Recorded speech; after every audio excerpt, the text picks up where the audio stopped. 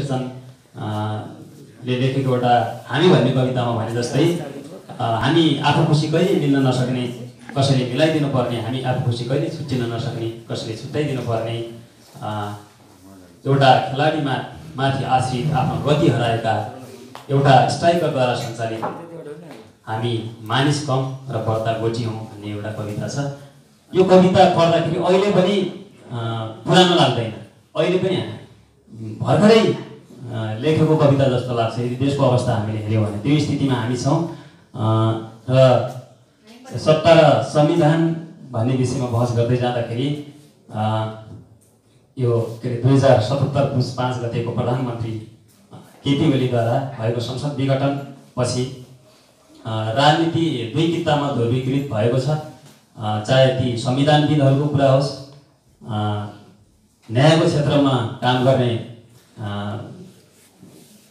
न्यायका वकालतकर्ताहरूको कुरा होस् या राजनीतिक कर्मीहरूको कुरा होस्, पार्टी एउटै पार्टीको कुरा होस्, सबैतिर सिंह समाजमा प्रधानमन्त्री केपी ओलीद्वारा चालिएको कदम यो देशलाई जोगाउनको लागि हो, संविधानको रक्षाको लागि हो र अग्रगमनकै लागि हो र लोकतन्त्रको सर्वोच्च अभ्यास हुने थलो भनेको चुनाव हो र त्यहाँ गएर चाहिँ ताजा जनादेश मार्फत फेरि देशलाई अगाडि बढाउनुपर्छ भन्ने एउटा मत रहेको छ भने अर्को चाहिँ यो संविधानको हवाला दिँदै गरिएको संवैधानिक कु हो र यो प्रतिगमन नै हो भन्ने एउटा मत रहेको छ।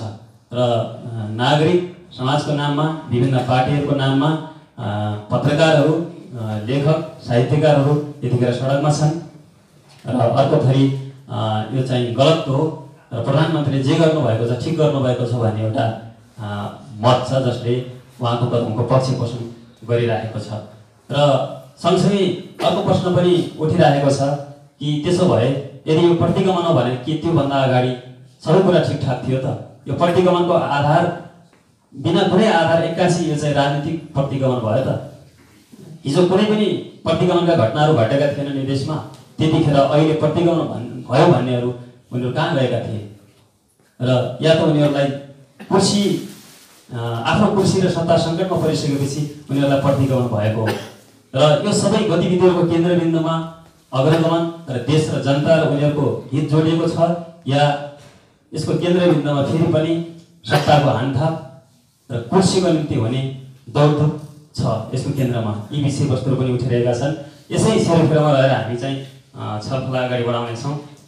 त्यसको लागि म एकपल्ट फेरि यहाँ सबैलाई स्वागत गर्न चाहन्छु र म वरिष्ठ अधिवक्ता अनिरुद्ध गिरी सरबाट सुरुवात गर्न चाहन्छु। अहिले हामीले देखिरहेका छौँ यो न्याय क्षेत्र पनि विभाजित भएको छ। एक थरी संविधानविदहरू, त्यो क्षेत्रमा काम गर्ने व्यक्तित्वहरूले केपी ओली जस्तो एउटा अडान राख्ने प्रधानमन्त्री ले जब उहाँले ठिक ढङ्गले काम गर्न सक्नु भएन र आफ्नो पदको पनि उहाँले चाहिँ माया नगरेर होइन, जब काम गर्न सक्ने त्यहाँ प्रधानमन्त्रीको हैसियतको भूमिका निर्वाह गर्न सक्ने स्थिति भएन, त्यसपछि उहाँले चाहिँ संविधानको रक्षाकै लागि यो कदम चाल्नु भएको भन्ने छ भने अर्को चाहिँ यो संविधानको हवाला दिएर गरिएको यो संवैधानिक कु नै हो, यो प्रतिगमन नै हो भन्ने खालको कुरा छ। र यहाँको विचारमा यसलाई कसरी परिभाषित गर्नु चाहिँ म यहाँबाट सुरु गर्न चाहन्छु।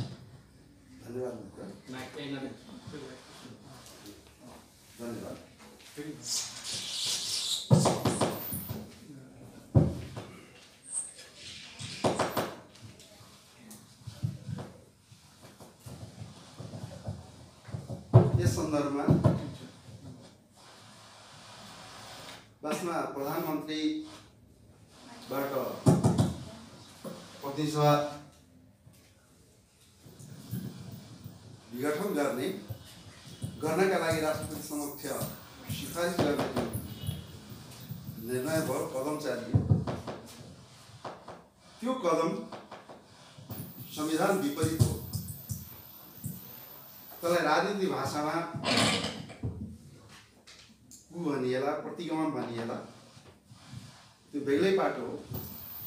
हाम्रो संवैधानिक र कानुनी भाषामा भन्दा यसलाई संविधान विपरीतको कार्य भनिन्छ। किन त भने नेपालको संविधान 2072 धारा 76 वास्तवमा त्यो धारा 76 आफैमा प्रतिसभा विघटन सम्बन्धी व्यवस्था होइन, मन्त्री परिषदको गठन सन्दर्भ सम्बन्धी व्यवस्था हो। यसमा प्रतिसभाको निर्वाचन सम्पन्न भइसकेको घोषणा भइसकेको मितिले 30 दिनभित्र प्रधानमन्त्री नियुक्त गरिनुपर्छ। कसलाई प्रधानमन्त्री नियुक्त गर्ने भन्ने सन्दर्भमा यो धारा 76 मा व्यवस्था गरिएको छ। उपधारा 1 मा प्रतिसभामा सबभन्दा बढी सिट प्राप्त भएको संसदीय दलको नेतालाई राष्ट्रपतिले प्रधानमन्त्री नियुक्त गर्ने। 2 मा यदि कुनै पनि दलले प्रतिसभामा स्पष्ट बहुमत प्राप्त गर्न सकेन भने, बढी सिट प्राप्त गर्न सकेन भने, त्यस्तो अवस्थामा 2 वा सोभन्दा बढी दलहरूको समर्थन प्राप्त प्रतिसभाको सदस्यलाई प्रधानमन्त्री नियुक्त गर्नुपर्नेछ।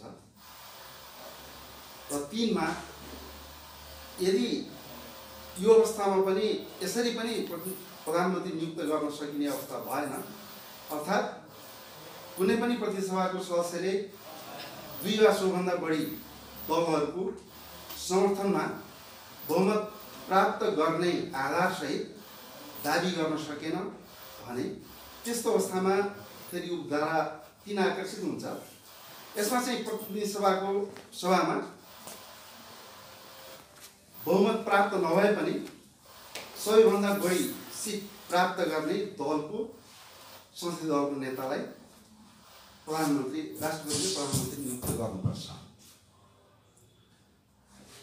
र यसरी यो 1, 2, 3 दफा 1, 2, 3 अन्तर्गत नियुक्त भएको प्रधानमन्त्रीले 30 दिनभित्र प्रतिसभामा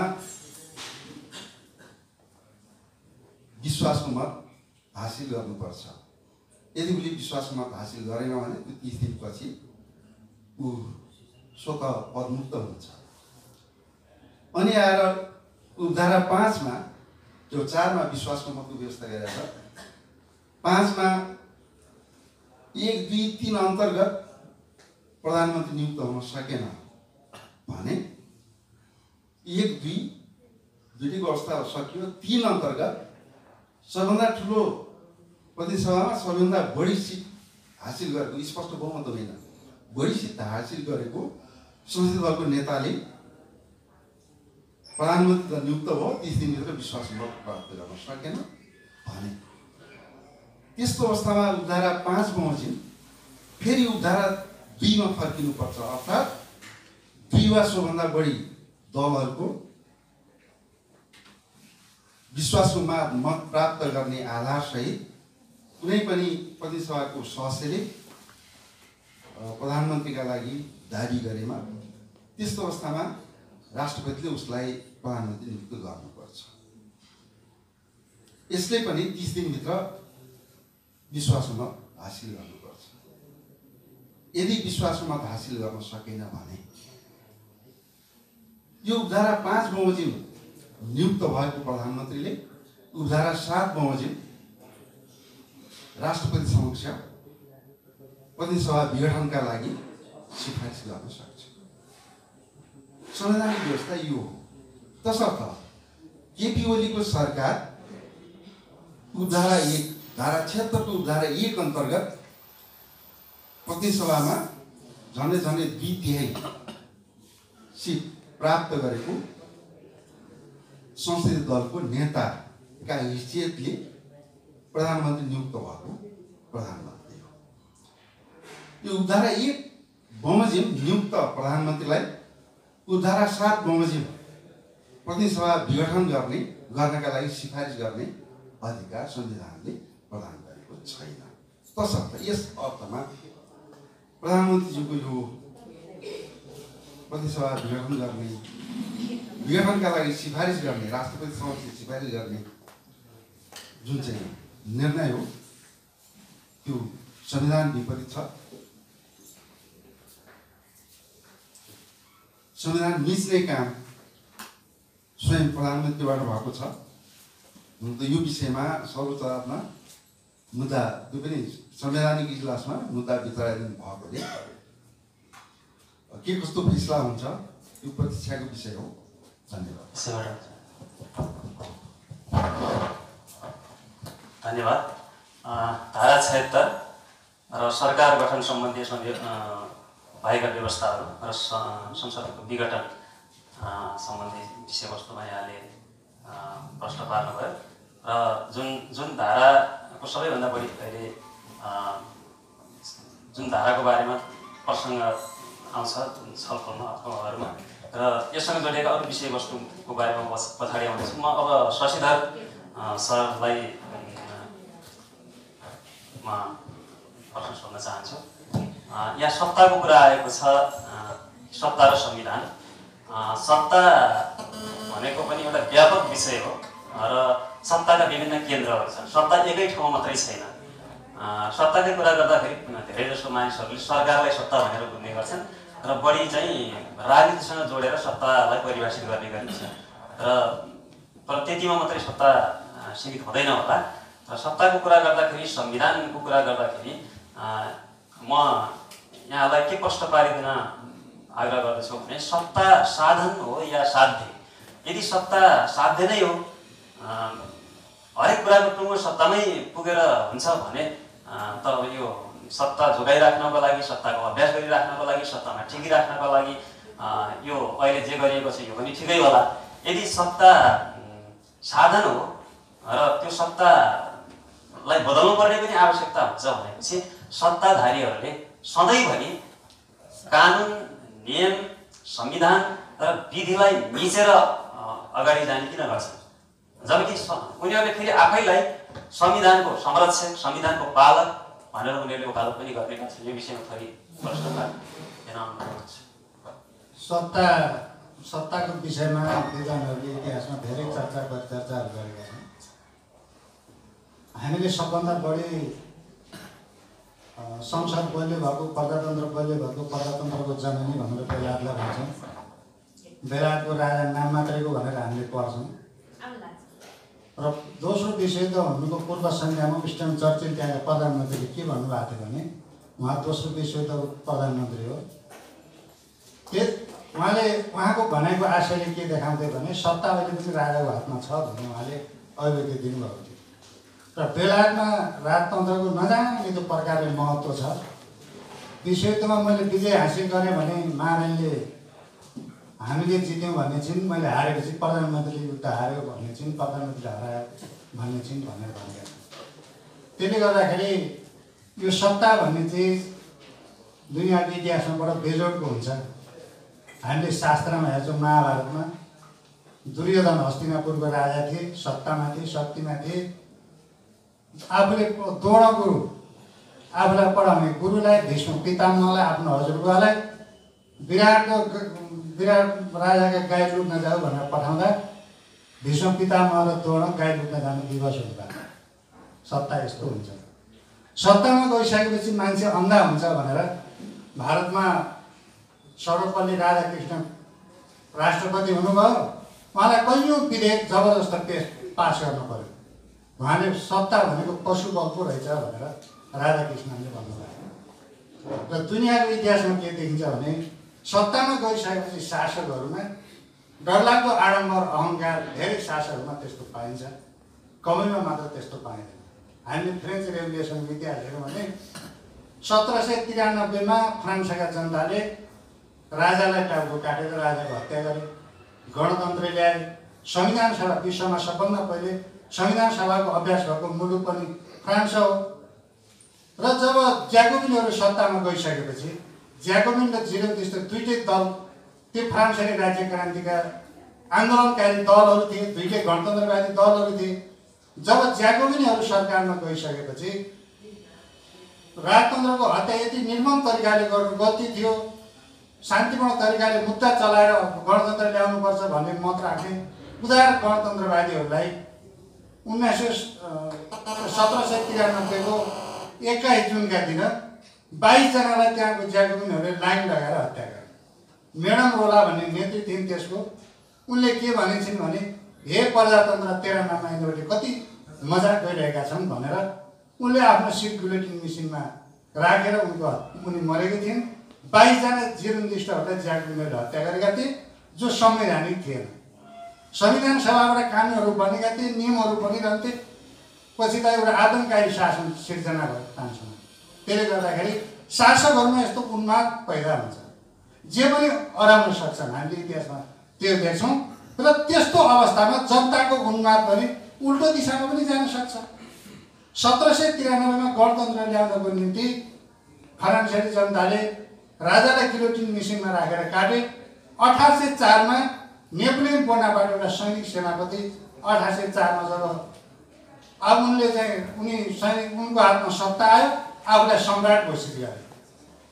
लाखौं जनताले जय जयकार गरे। तागत भनेको जनता हो, शक्ति भनेको जनता हो। जनताले अग्रगमनको निम्ति सङ्घर्ष गर्न सक्छ। शासकहरूको स्वेच्छाचारिता विरुद्ध, प्रतिगमनका विरुद्ध पनि सङ्घर्ष गर्न सक्छ। लाखौं जनताले फेरि त्यो नेपोलियन बोनापार्टलाई जय जयकार गरेर राजाको राजा सम्राट मान्न स्वीकार गरे। मलाई लाग्छ आज हामी त्यही दिशामा त जाँदै छैनौँ भन्ने लाग्छ। त्यस कारणले सत्ता साधन साध्य के हो, म यहाँलाई नै विश्लेषण गर्न अनुरोध गर्दछु। तर सत्तामा पुगिसकेपछि विधान कानुन नियमभन्दा प्राय शासकहरू अगाडि जान खोज्छन् र कुन दिशामा अगाडि जान खोज्छन् भन्ने क्रममा दुनियाँको इतिहास क्रान्ति प्रतिक्रान्ति क्रान्ति हुँदै अगाडि बढेको छ। जब प्रतिक्रान्ति दिशामा कदम चालिन्छ, प्रतिक्रान्तिको दिशामा पाइला चाल्दाखेरि चाल्ने चाहिँ जुन एउटा संविधानलाई बदल्ने कुरा हुन्छ त्यो जनताको निम्ति घातक हुन्छ। र अहिले संविधानका धारा उपधाराहरूका लागि अमित्र सरले भनिसक्नुको म त्यता जान्न। अहिलेको केपी ओली सरकारको कदम असंवैधानिक कदम हो र सधैँभरि विधान कानुन मानिरहनुपर्छ भन्ने पनि हुँदैन शासकले।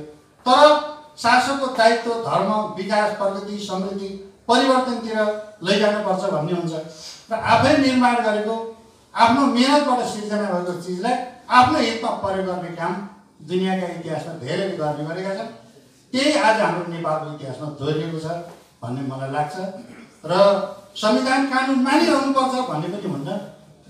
दैवी सिद्धान्तको आधारमा शासन चल्थ्यो। पुनर्जागरण कालमा स्वर्ग जाने टिकट बाँडिन्थ्यो। त्यहाँको दैवी कानुनमा त्यही लेखिएको थियो। पाप मोचन पत्र बिक्री गर्ने 2 लाख 2.5 लाखमा जनताले किन्ने, अनि गोदाम राखेर मरेपछि स्वर्ग जाने कानुनमा त्यही थियो। अहिले त्यही मानिरहेको भए आज हामी कहाँ हुन्थ्यौँ? पुनर्जागरण भयो, इतिहासमा ठुला ठुला मुभमेन्ट भयो, त्यसलाई बदल्ने काम भयो, च्यात्ने काम भयो र आज हामी यो ठाउँमा आइपुगेका हौँ। त्यस कारणले गर्दाखेरि संविधान कानुन सधैँ मानिरहनुपर्छ भन्ने होइन। जब शासकले आज विद्यमान मूल्य मान्यता, कायम भएका मूल्य मान्यता, जनाधिकारहरू कुल्चने काम गर्छ, त्यो शासक के हुन्छ भने त्यो त्यस्तो प्रकारको शासक अधिनायकवादी शासक हुन्छ, प्रतिक्रान्तिकारी शासक हुन्छ। र अहिलेको संवैधानिक कु, मैले यसलाई पूर्ण प्रतिगमन भन्दिनँ। राजनीतिक प्रतिगमनमा त सेना अगाडि आउँछ, पुलिस अगाडि आउँछ, सञ्चारका साधनहरू सब एकैचोटि निस्तेज हुन्छन्। यो संवैधानिक कु हो। संवैधानिक कु र त्यो दिशामा, राजनीतिक कुको दिशामा जाने सङ्केतहरू देखा परिरहेका छन्। मैले धन्यवाद। अब यसपछि म अमरगिरी सरतिर जान चाहेँ। थोरै संविधानकै विषयमा कुरा गर्दै यहाँ सांस्कृतिक चिन्तक पनि हुनुहुन्छ। सांस्कृतिक आन्दोलनको बारेमा लामो समयदेखि त्यस्ता बहसहरूमा, फोरमहरूमा सहभागी हुँदै लेख्दै पनि आउनुभएको छ, पुस्तकहरू पनि लेख्नु भएको छ। र म थोरै यसैसँग जोडेर संविधानका कुरा पनि गरिहालौँ। 2047 सालको संविधानमा सार्वभौम सत्ता जनतामा निहित हुनेछ, तर त्यसको प्रयोग चाहिँ राजाबाट हुनेछ भनेर गरिएको थियो। तर अहिलेको संविधान भनेको अझ ठुलो एउटा व्यापक आधिवेरीयुक्त जनआन्दोलन, जनयुद्ध, सबै उत्पीडित वर्ग, क्षेत्र, लिङ्ग, तह र तबकाका जनताको सहभागितामा यो जनताका प्रतिनिधिहरूद्वारा लेखिएको संविधान भनिएको छ। र यसमा प्रस्तावनामै हामी सार्वभौम सत्ता सम्पन्न नेपाली जनताबाट सुरु भएको छ भने यसको सेकेन्ड लास्ट प्याराग्राफको अन्त्यमा लोकतान्त्रिक मूल्य र मान्यतामा आधारित समाजवादप्रति प्रतिबद्ध रही समृद्ध राष्ट्र निर्माण गर्न मानिएको छ। यसमा पक्कै पनि संस्कृति पनि जोडिन्छ होला। संस्कृति बिनाको राजनीति र राजनीति बिनाको संस्कृतिको अर्थ हुँदैन। यो अनिवार्य रूपमा जोडिने कुराहरू भने एउटा सांस्कृतिक चिन्तकको हिसाबले पनि अहिले जुन कदम चालिएको छ यो व्यापक जनताको सहभागितामा हामीले संविधानको कोणबाट पनि र अहिलेको बदलिँदो जुन परिवेश हो, अहिले हामीले प्राप्त गरेको जुन व्यवस्था हो, यो कोणबाट पनि यो कुन संस्कृति अभिव्यक्त भएको पाउनुहुन्छ यो अहिले चालिएको कदमबाट?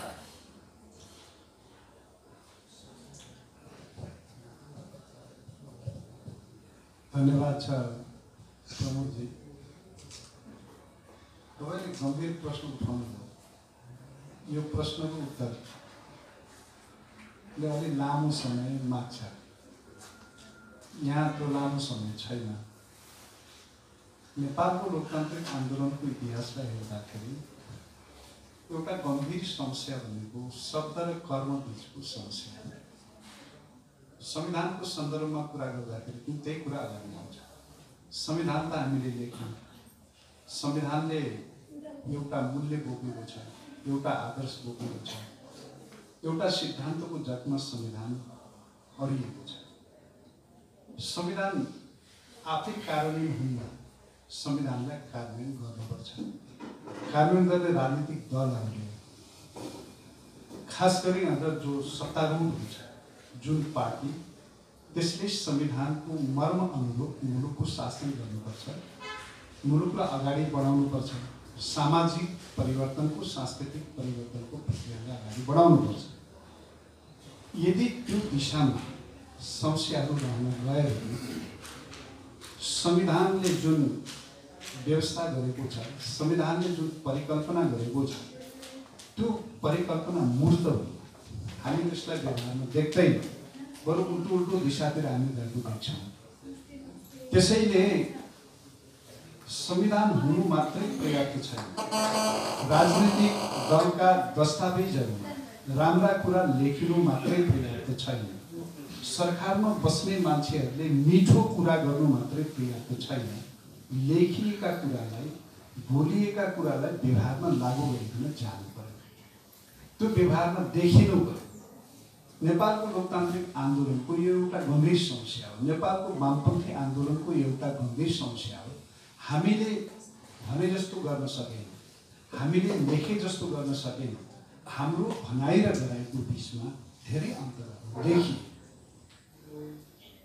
जस्तो 2046 सालमा हामीले लामो कठिन सङ्घर्ष गरिकन पञ्चायत व्यवस्थाको अन्त गरेका थियौँ, तर बडो चाँडै एक दशकको सेरोफेरोमा हामीले लडिकन लिएर आएको प्रजातन्त्रका विरुद्ध षड्यन्त्र गर्ने र मुलुकमा प्रतिगमन निम्त्याउने स्थितिको तयार हो। राजा ज्ञानेन्द्रले त्यसका निम्ति भूमिका सम्पादन गरे, तर राजा ज्ञानेन्द्र मात्र त्यसका निम्ति दोषी छैन। प्रजातन्त्रको कुनै स्थापना पछाडि हामीले जस्तो ढङ्गले आफूलाई अगाडि बढाउन सक्नु पर्थ्यो, हामीले जुन उद्देश्य सहित, जुन सपना सहित सङ्घर्ष गरेका थियौँ, बलिदान गरेका थियौँ, त्यसलाई व्यवहारमा साकार गर्न सक्नु पर्थ्यो, हामीले गर्न सकेनौँ। हाम्रा क्रियाकलापहरूदेखि, हाम्रा व्यवहारहरूदेखि जनतामा असन्तुष्टि बढ्दै गयो। त्यही असन्तुष्टिमाथि टेकिकन, त्यसैले बढाएका अन्तर्विरोधहरूमाथि टेकिकन राजा ज्ञानेन्द्रले मल्टिपार्टी सिस्टमको विरुद्ध थाहा, मुलुकलाई प्रतिगमनतिर लिएर जाने प्रयास गरे। 62-63 सालमा आन्दोलन भयो। त्यो आन्दोलनले गणतन्त्रको स्थापना गर्यो, संहिताको स्थापना गर्यो, धर्मनिरपेक्षताको स्थापना गर्यो। यो प्राप्ति धेरै ठुलो सङ्घर्षपछि, बलिदानपछि भएको थियो, हामीले पाएका थियौँ। तर संविधान लेखिसकेपछि, राजनीतिक स्थिरता एक ठाउँले आइसकेपछि हामीले मुलुकलाई जुन दिशातिर जसरी लिएर जान सक्नु पर्थ्यो, लिएर जान सकेनौँ। जसले गर्दाखेरि नेपाली समाजमा असन्तुष्टिहरू बढ्न सुरु गरे, अन्तर्विरोधहरू बढ्न सुरु गरे। ती अन्तर्विरोधहरू एकातिर बढ्दै गइराखेको स्थितिमा स्वयं प्रधानमन्त्रीबाट संविधानलाई मिच्ने काम गर्ने काम, संविधान विपरीत अगाडि बढ्ने काम हो। तर यसरी सशक्ति हेऱ्यो भने हामीले जो कुरा भन्दै आएका छौँ, भनेका कुराहरूलाई व्यवहारमा कानुन गर्ने दिशामा जो समस्या हामीबाटै पैदा भएको छ, त्यो समस्या शब्द र कर्मको समस्याहरू यो कुरो सांस्कृतिक रूपान्तरणसँग जोडिन्छ। हामीले संस्कृतिलाई अलिकति साँगुरो अर्थमा बुझ्छौँ। पूजा आजा, मठ मन्दिर आदि इत्यादिलाई हामीले संस्कृतिका रूपमा बुझ्ने गरेका छौँ। तर संस्कृति भनेको त्यति मात्र होइन। संस्कृति भनेको मूल्य व्यवस्था हो। संस्कृति हाम्रो आचरण, संस्कृति हाम्रो आदर्श, संस्कृति हाम्रो मूल्य, संस्कृति हाम्रो जीवन दृष्टि पनि। यदि हामी भित्रबाट फेरिएनौँ भने, हामी बदलिएनौँ भने ठुला कुरा गरेर के हुन्छ? बाहिर भन्दाखेरि रूढी अन्धविश्वास आदि इत्यादि सबैको विरोध गर्छौँ भने, तर घरमा गइकन त्यही ढङ्गले व्यवहार गर्ने हो भने बाहिर अन्धविश्वासको रूढी बुढीको विरोध गरेको के अर्थ? त्यो भन्ने मान्छे भित्रैबाट बदलिनु पर्यो।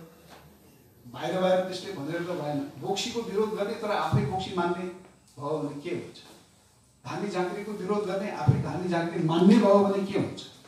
आज सत्तामा बसेका मान्छेहरूको समस्या यही। केपी ओलीले गरेको त्यही। अहिलेको प्रधानमन्त्रीबाट यदि मैले सांस्कृतिक सन्दर्भमा कुरा गरेँ भने प्रधानमन्त्री चाहिँ बदलिनु भएकै थिएन। लोकतन्त्रका निम्ति लडेर आए भनिकन भन्नुभयो, लोकतान्त्रिक आदर्शलाई मानिकन अगाडि जानुपर्छ भनिकन भन्नुभयो, समाजवादको कुरा पनि गर्नु, सबै गर्नु, तर आफूलाई बदल्ने दिशामा उहाँले कामै गर्नुभयो। एक किसिमको भयानक शक्ति लिप्सा, एक किसिमको महत्त्वाकांक्षा उहाँभित्र जीवितै थियो।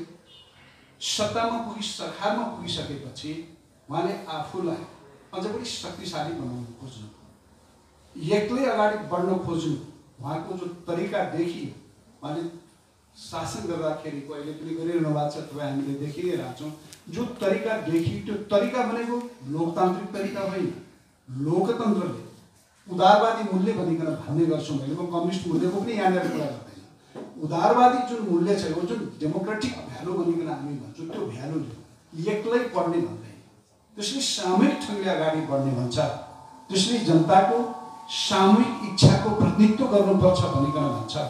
त्यसले आफूलाई जनताप्रति उत्तरदायी ठान्छ र जनताको विश्वासमाथि, जनताको भावनामाथि कुठाराघात हुने हिसाबले मैले कुनै काम गर्नुहुन्न भनिकन भन्छ।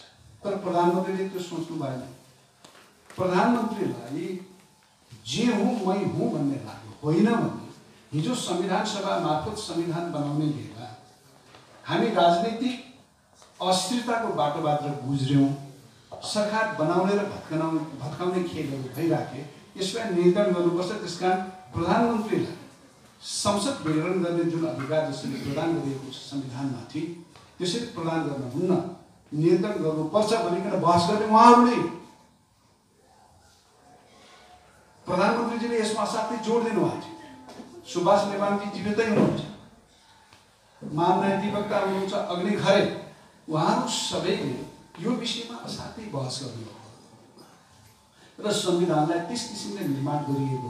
तर आज उहाँले आफूलाई आफैले गरेको प्रतिबद्धताको विरोधमा उभ्याउनु, जे भन्नुभएको थियो त्यसको उल्टो जानु, संसद विघटन गर्नुपर्ने खाँचो त थिएन। उहाँ सामूहिकतामा विश्वास गर्नुहुन्थ्यो या समष्टिप्रति उहाँको विश्वास हुन्थ्यो, जनताप्रति उहाँ उत्तरदायी हुनुहुन्थ्यो भने यो अस्थिरताको भुमरीमा मुलुकलाई धकेल्नु थिएन। बाटो साफ गर्नु, छोडिदिनु। केशवप्रसाद भट्टराईले एकपटक छोड्नुभयो। त्यो उदाहरण पनि हाम्रो हिस्ट्रीमा छ, बाहिर पनि यस्ता हिस्ट्रीहरू छन्। हामीले त्यसबाट शिक्षा लिन सक्छौँ, तर उहाँले गर्नु भएन। यो समस्या भनेको वास्तवमा सांस्कृतिक रूपान्तरणको समस्या हो, मूल्यको समस्या हो। हामीले राजनीतिक लडाइँ लड्यौँ, लोकतन्त्रको स्थापना गऱ्यौँ, तर लोकतन्त्रले जुन आदर्शको माग गर्छ, लोकतन्त्रले जो मर्म आत्मसात गरेको छ, त्यो मर्मलाई अपनाइकन अगाडि बढ्न हामी सक्दै सकेनौँ। यो कुरामा हामी असफल भयौँ। यो स्थिति देख्दाखेरि मलाई असाध्यै दुःख लाग्छ। तपाईँ हामी लामो समयदेखि लोकतान्त्रिक आन्दोलनमा, वामपन्थी आन्दोलनमा सहभागी भएर आएका छौँ। हामीले जीवनको धेरै शक्ति, धेरै समय यसका निम्ति खर्च गरेका छौँ। तर आफूलाई बदल्ने दिशामा हामीले काम गर्दै गरेनौँ। मुलुकलाई बदल्ने दिशामा त काम गऱ्यौँ, खास गरेर पोलिटिकल एचिभमेन्टको दिशा, तर आफूलाई बदल्ने दिशामा हामीले काम गरेनौँ। त्यसैले प्रमुखजीले यही कुरालाई सङ्केत गर्ने गरी मलाई सोध्नुभएको होला। मेरो आग्रह के छ भने तपाईँ हामीले लडाइँ लडिरहँदाखेरि, सङ्घर्ष गरिरहँदाखेरि समग्र रूपान्तरणका निम्ति सङ्घर्ष गर्न जरुरी छ। मैले पटक पटक भन्ने गरेको छु, अहिले मानिलिनुहोस् सर्वोच्च अदालतले संसदको पुनर्स्थापना गरिदियो। के पुनर्स्थापना गर्दैमा समस्या समाधान हुन्छ? जो मूल्यको स्खलन हामीले देखिरहेछौँ राजनीतिक पार्टीहरूमा, नेपालको वामपन्थी लोकतान्त्रिक आन्दोलनमा, के त्यो समाधान हुन्छ? फेरि यस्तै खाले समस्याहरू अगाडि आउँदैनन् भन्ने कुनै ग्यारेन्टी छ? जो तस्विर, जो चित्र तपाईँ हाम्रो अगाडि छ, त्यसले त होइन समस्या यसरी सजिलै समाधान हुन्न भन्छ। हुनन् भने संसद पुनर्स्थापना गलत कदमलाई सच्याउने कुरा त हुनै पर्छ। साथसाथै जो मूल्य विघटनको प्रक्रियाबाट नेपालको डेमोक्रेटिक र लेफ्ट मुभमेन्ट गुज्रिएको छ त्यसलाई सच्याउने दिशामा पनि तपाईँ हामीले काम गर्नुपर्छ। त्यो लडाइँ पनि तपाईँ हामीले गर्नुपर्छ। यो दिशामा लडाइँ लडेर जान सक्दाखेरि यो बिग्रिएको स्थितिलाई आउँदा दिनहरूमा धेरै सुधारेर अगाडि बढ्न सकिन्छ भन्ने मलाई लाग्छ। धन्यवाद। धन्यवाद सरलाई। अब यसपछि म फेरि अनिरुद्ध सरतिर जान चाहेँ। राष्ट्रपति कार्यालयद्वारा जारी विज्ञप्तिको म प्रसङ्ग उठाउन चाहन्छु। त्यसो भनिएको छ संविधानको धारा 76 को उपधारा 1 र 7 तथा धारा 85 एवं संसदीय प्रणालीको आधारभूत मर्म एवं मूल्य मान्यता तथा हाम्रो आफ्नै र संसदीय प्रणालीमा भएका विभिन्न मुलुकहरूको अभ्यास बमोजिम भनिएको छ। अब यहाँले भनेअनुसार त यो धारा 76 र त्यसमा संसद सरकार निर्माण सम्बन्धी र कुनै स्थितिमा गएर संसद आफै विघटन हुने स्थितिमा पुग्न सक्छ त्यो कुरा भयो। त्यो यसले त खण्डन गरेको त्यो कुरा। र अर्को धारा 85 को कुरा के हो त्यो विषयमा पनि स्पष्ट पारिदिनको लागि म अनुरोध गर्दछु र यससँग फेरि जोडेर थप प्रश्न राख्छु। धन्यवाद। धारा 85(1) मा प्रतिनिधि सभाको कार्यकाल सम्बन्धमा व्यवस्था गरेको छ। यस संविधान बमोजिम विघटन भएको अवस्थामा बाहेक प्रतिनिधि सभाको कार्यकाल 5 वर्ष हुनेछ भन्ने व्यवस्था धारा 85(1) मा गरिएको छ। यो संविधान बमोजिम विघटन भएमा बाहेक भन्ने वाक्यांशले धारा 76(7) तर्फ इङ्गित गर्छ। फेरि अगाडितिर फर्किनुपर्छ हामी। धारा 76 आफैमा मन्त्री परिषद गठन सम्बन्धमा व्यवस्था गरिएको धारा हो र 7 बमोजिम धारा 7 बमोजिम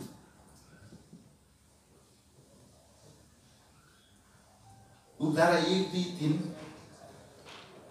को अवस्थामा प्रधानमन्त्री नियुक्त हुन नसकेको अर्थात् कुनै पनि संसदीय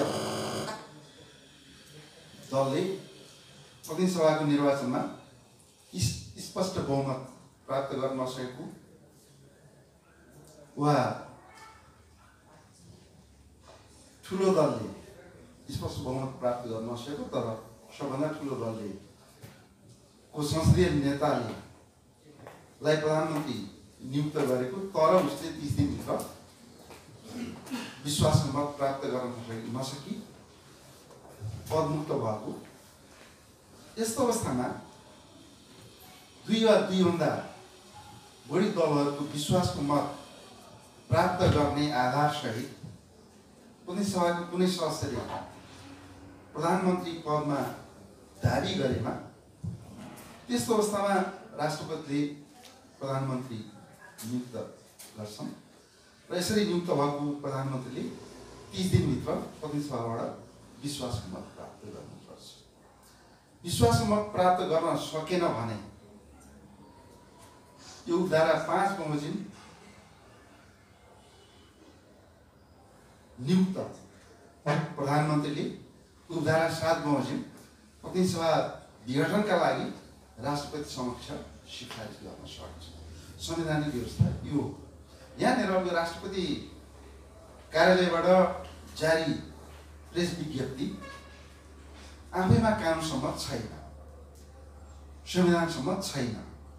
संविधानको गलत अर्थ लगाउँदै सो विज्ञप्ति जारी भएको छ। जबकि प्रतिनिधि सभामा स्पष्ट बहुमत प्राप्त गरेको संसदीय दलको नेता जसलाई राष्ट्रपतिले धारा 76(1) अन्तर्गत प्रधानमन्त्री नियुक्त गर्छन्, यसरी नियुक्त भएको प्रधानमन्त्रीले प्रतिनिधि सभाको कार्यकाल पुरै कार्यकाल प्रतिनिधि सभालाई चल्न दिनुपर्छ, जीवन्त रहन दिनुपर्छ र आफूले पनि पुरै कार्यकाल शासन सत्ता चलाउनु पर्छ। यदि संसदले विश्वास गर्दैन, यदि पार्टी फुट्छ भने त्यस्तो अवस्थामा उसले सो पदबाट पदत्याग गर्नुपर्छ अर्थात् राजीनामा दिनुपर्छ। वास्तवमा लोकतान्त्रिक मूल्य र मान्यता यो हो। लोकतान्त्रिक मूल्य र मान्यता विपरीत शासकहरू चल्न खोजे भने त्यहाँनिर वास्तवमा राजनीतिक सङ्कट निम्तन्छ र साथसाथै संवैधानिक सङ्कट पनि निम्तिन्छ। अहिलेको विषम परिस्थितिमा यो राजनीतिक सङ्कटका साथसाथै संवैधानिक सङ्कट पनि हो। संविधान अर्धमूर्छित अवस्थामा छ। त्यसलाई सर्वोच्चले पानी छम्किएछ, फेरि जीवन्त भएछ भने त्यति बेला राजनीतिले फेरि गतिशीलता पाउला भन्ने हामी आशा गर्न चाहिँ सक्छौँ। तर यो राष्ट्रपति कार्यालयबाट जारी भएको प्रेस विज्ञप्ति संविधान सम्मत छैन। धारा 76(7) बमोजिम, धारा 76(5) बमोजिम नियुक्त प्रधानमन्त्रीले मात्रै धारा 76(7) बमोजिम संसद प्रतिनिधि सभा विघटनको सिफारिस गर्न पाउँछ। यसमा मैले पूरक प्रश्न सोधेँ। जस्तो धारा 76 अनुसार सरकार निर्माणको प्रक्रिया अगाडि बढ्दै जाँदाखेरि संसद विघटन हुन सक्छ, तर संसद प्रधानमन्त्रीको सोही बेगले संसद विघटन गर्न पाइँदैन। संसद विघटन हुन चाहिँ सक्ने भयो, आफै हुने दिशामा जान सक्छ, तर अहिले जसरी विघटन हुन सक्दैन भन्ने हामीले बुझ्नु पर्यो। हजुर, लगभग कुरा त्यही नै हो कि संसद विघटन एउटै मात्रै अवस्थामा हुन सक्छ। त्यो भनेको संसदले सरकार दिन सकेन भने। संसद सरकार दिन सक्षम छ कि छैन त्यसको ट्रायल चाहिँ भएकै छैन। जस्तो तपाईँको मैले यही नै भने कि धारा 76(1) बमोजिम नियुक्त प्रधानमन्त्रीलाई संसद विघटन गर्ने अधिकार संविधानले प्रदान गरेको छ।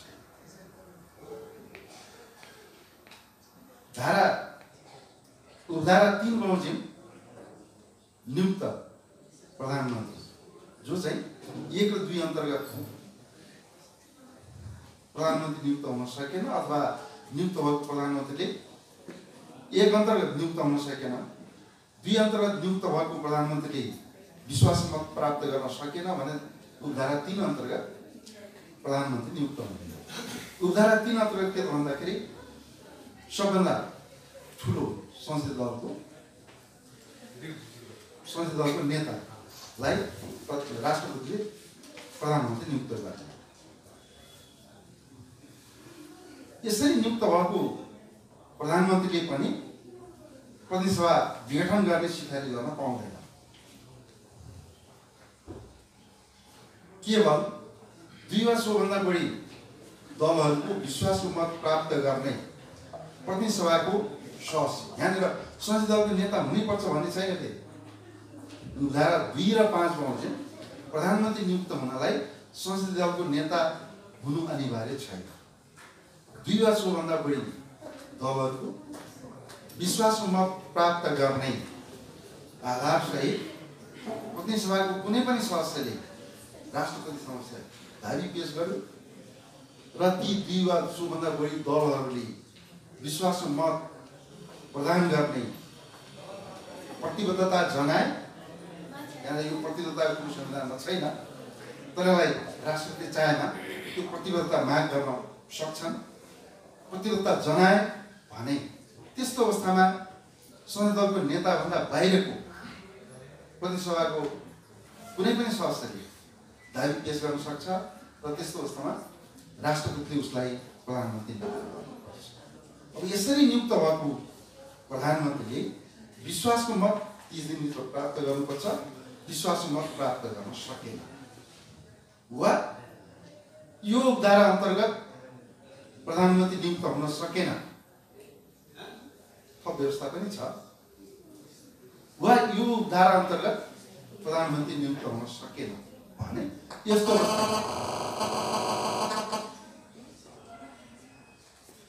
धारा 3 मा चाहिँ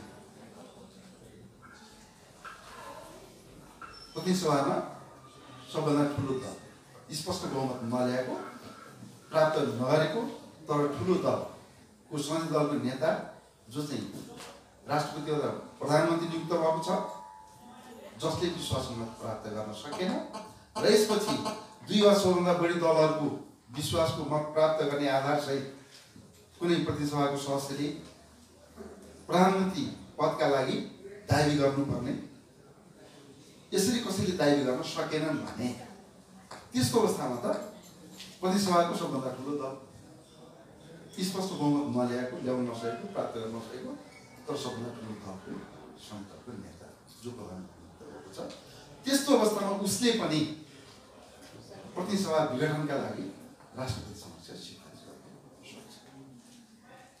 धन्यवाद। अब यसपछि म यो धारा 76 को कुरा लगभग टुङ्गिसकेको छ, तर राष्ट्रपति कार्यालयले जारी गरेको विज्ञप्तिको पछाडि भनिएको छ, म शशि दर्शनलाई यो विषयमा थोरै स्पष्ट पारिदिनको लागि यो जस्तो संसदीय प्रणाली भएका विभिन्न मुलुकहरूको अभ्यास बमोजिम भनिएको छ। संसदीय व्यवस्थाको जननी मानिने बेलायत लगायत अन्य मुलुकहरूको अनुभव के छ? त्यहाँ जतिखेर चाह्यो अथवा प्रधानमन्त्रीलाई अप्ठ्यारो पर्यो भने उसले स्वविवेक प्रयोग गरेर संसद विघटन गर्न पाउने व्यवस्था छ कि अथवा त्यहाँ अहिले कस्ता खालको अभ्यासहरू भइरहेका छन्? बेलायत त यस्तो मुलुक हो जुन देशमा अब सबैलाई थाहा भएको कुरा लिखित संविधान छैन, परम्परा र मूल्य मान्यताका आधारमा चल्ने मुलुक हो बेलायत। र न्यायमा काटादेखिको अहिलेसम्मको 800-900 वर्षको इतिहासमा यति निर्मम ढङ्गले अब त्यहाँ गणतन्त्र पनि आयो, राजतन्त्रको अन्त्य पनि भयो, फेरि राजतन्त्र पुनर्स्थापन पनि भयो, तर मूल्य र मान्यताका आधारमा करिब 400 वर्षदेखि त्यहाँ मूल्य र मान्यताकै आधारमा संसदीय प्रणाली चलिरहेको देखिन्छ। र यस्तो ढङ्गले मूल्य र मान्यता विपरीत, इतिहास परम्पराका विपरीत त्यहाँ संसद विघटन हुने गरेका थिएनन्। तर मूल्य मान्यताका आधारित भएर पनि राजनीतिक स्वार्थको लागि संसद विघटन भएका उदाहरणहरू भए पनि अहिले त्यहाँ गर्न नपाइने प्रकारको चाहिँ नियम बनेको छ बेलायतमा पनि। अब विश्वको सबभन्दा ठुलो प्रजातान्त्रिक मुलुक हामीले भारतलाई भन्छौँ। भारतमा स्वतन्त्रता सङ्ग्राम पछाडि 1947 पछाडि 3 पटक संसद विघटन भएको छ र सङ्कटकाल 1971 मा इन्दिरा गान्धीले त्यहाँ सङ्कटकाल लागू गर्नुभयो। भारतको प्रजातान्त्रिक इतिहासमा भारतका राजनीतिक कर्मी, लेखक, साहित्यकारहरूले भारतको आजादी पछाडिको सबभन्दा ठुलो कालो दिनको रूपमा सङ्कटकाललाई हेर्छन्, जो इन्दिरा गान्धीले सङ्कटकाल लागू गर्नुभएको थियो। र जयप्रकाश नारायण भारतका समाजवादी नेता, प्रजातान्त्रिक समाजवादी नेता हुनुहुन्छ। जयप्रकाश नारायणले लोकतन्त्र भनेको 90% व्यवहार हो, 10% मात्र सिद्धान्त हो भन्ने उहाँको भनाइ छ। र 90% व्यवहार 10% सिद्धान्त हो भन्ने जयप्रकाश नारायणलाई इन्दिरा गान्धीले जेल हाल्नुभयो। राम मनोहर लोहियाहरू पनि जेल जानुभयो पर्यो। त्यसलाई भारतको इतिहासमा कालो दिनको रूपमा लिने प्रचलन छ। र भारतमा जुन ढङ्गले संसद विघटन भयो त्यो त नेपालमा पनि भएका थिए, तर संवैधानिक प्रावधान अनुरूप नै भएका थिए। र पनि संसद विघटनको इतिहासलाई बिचमा अल्पावधि संसद विघटन गरिएको घटना परिघटनाहरूलाई भारतको प्रजातान्त्रिक इतिहासमा, आजादी पछाडिको इतिहासमा राम्रो परिघटनाका रूपमा लिन सकिएन। त्यस कारणले गर्दाखेरि अब नेपालमा त गैर संवैधानिक ढङ्गले संसद विघटन भएको छ। आफैले स्थापित गरेका मूल्य मान्यताका विपरीत संसद विघटन भएको छ।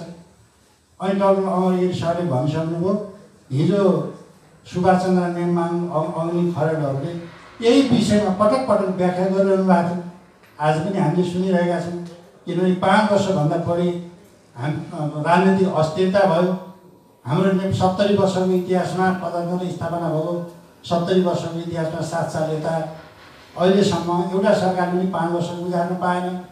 त्यस कारणले 5 वर्षसम्म संसद विघटन गर्न नपाइने, 2 वर्षसम्म प्रधानमन्त्रीका विरुद्ध अविश्वासको प्रस्ताव राख्न नपाइने एकदम नयाँ मौलिक प्रावधान हामीले लिएका छौँ।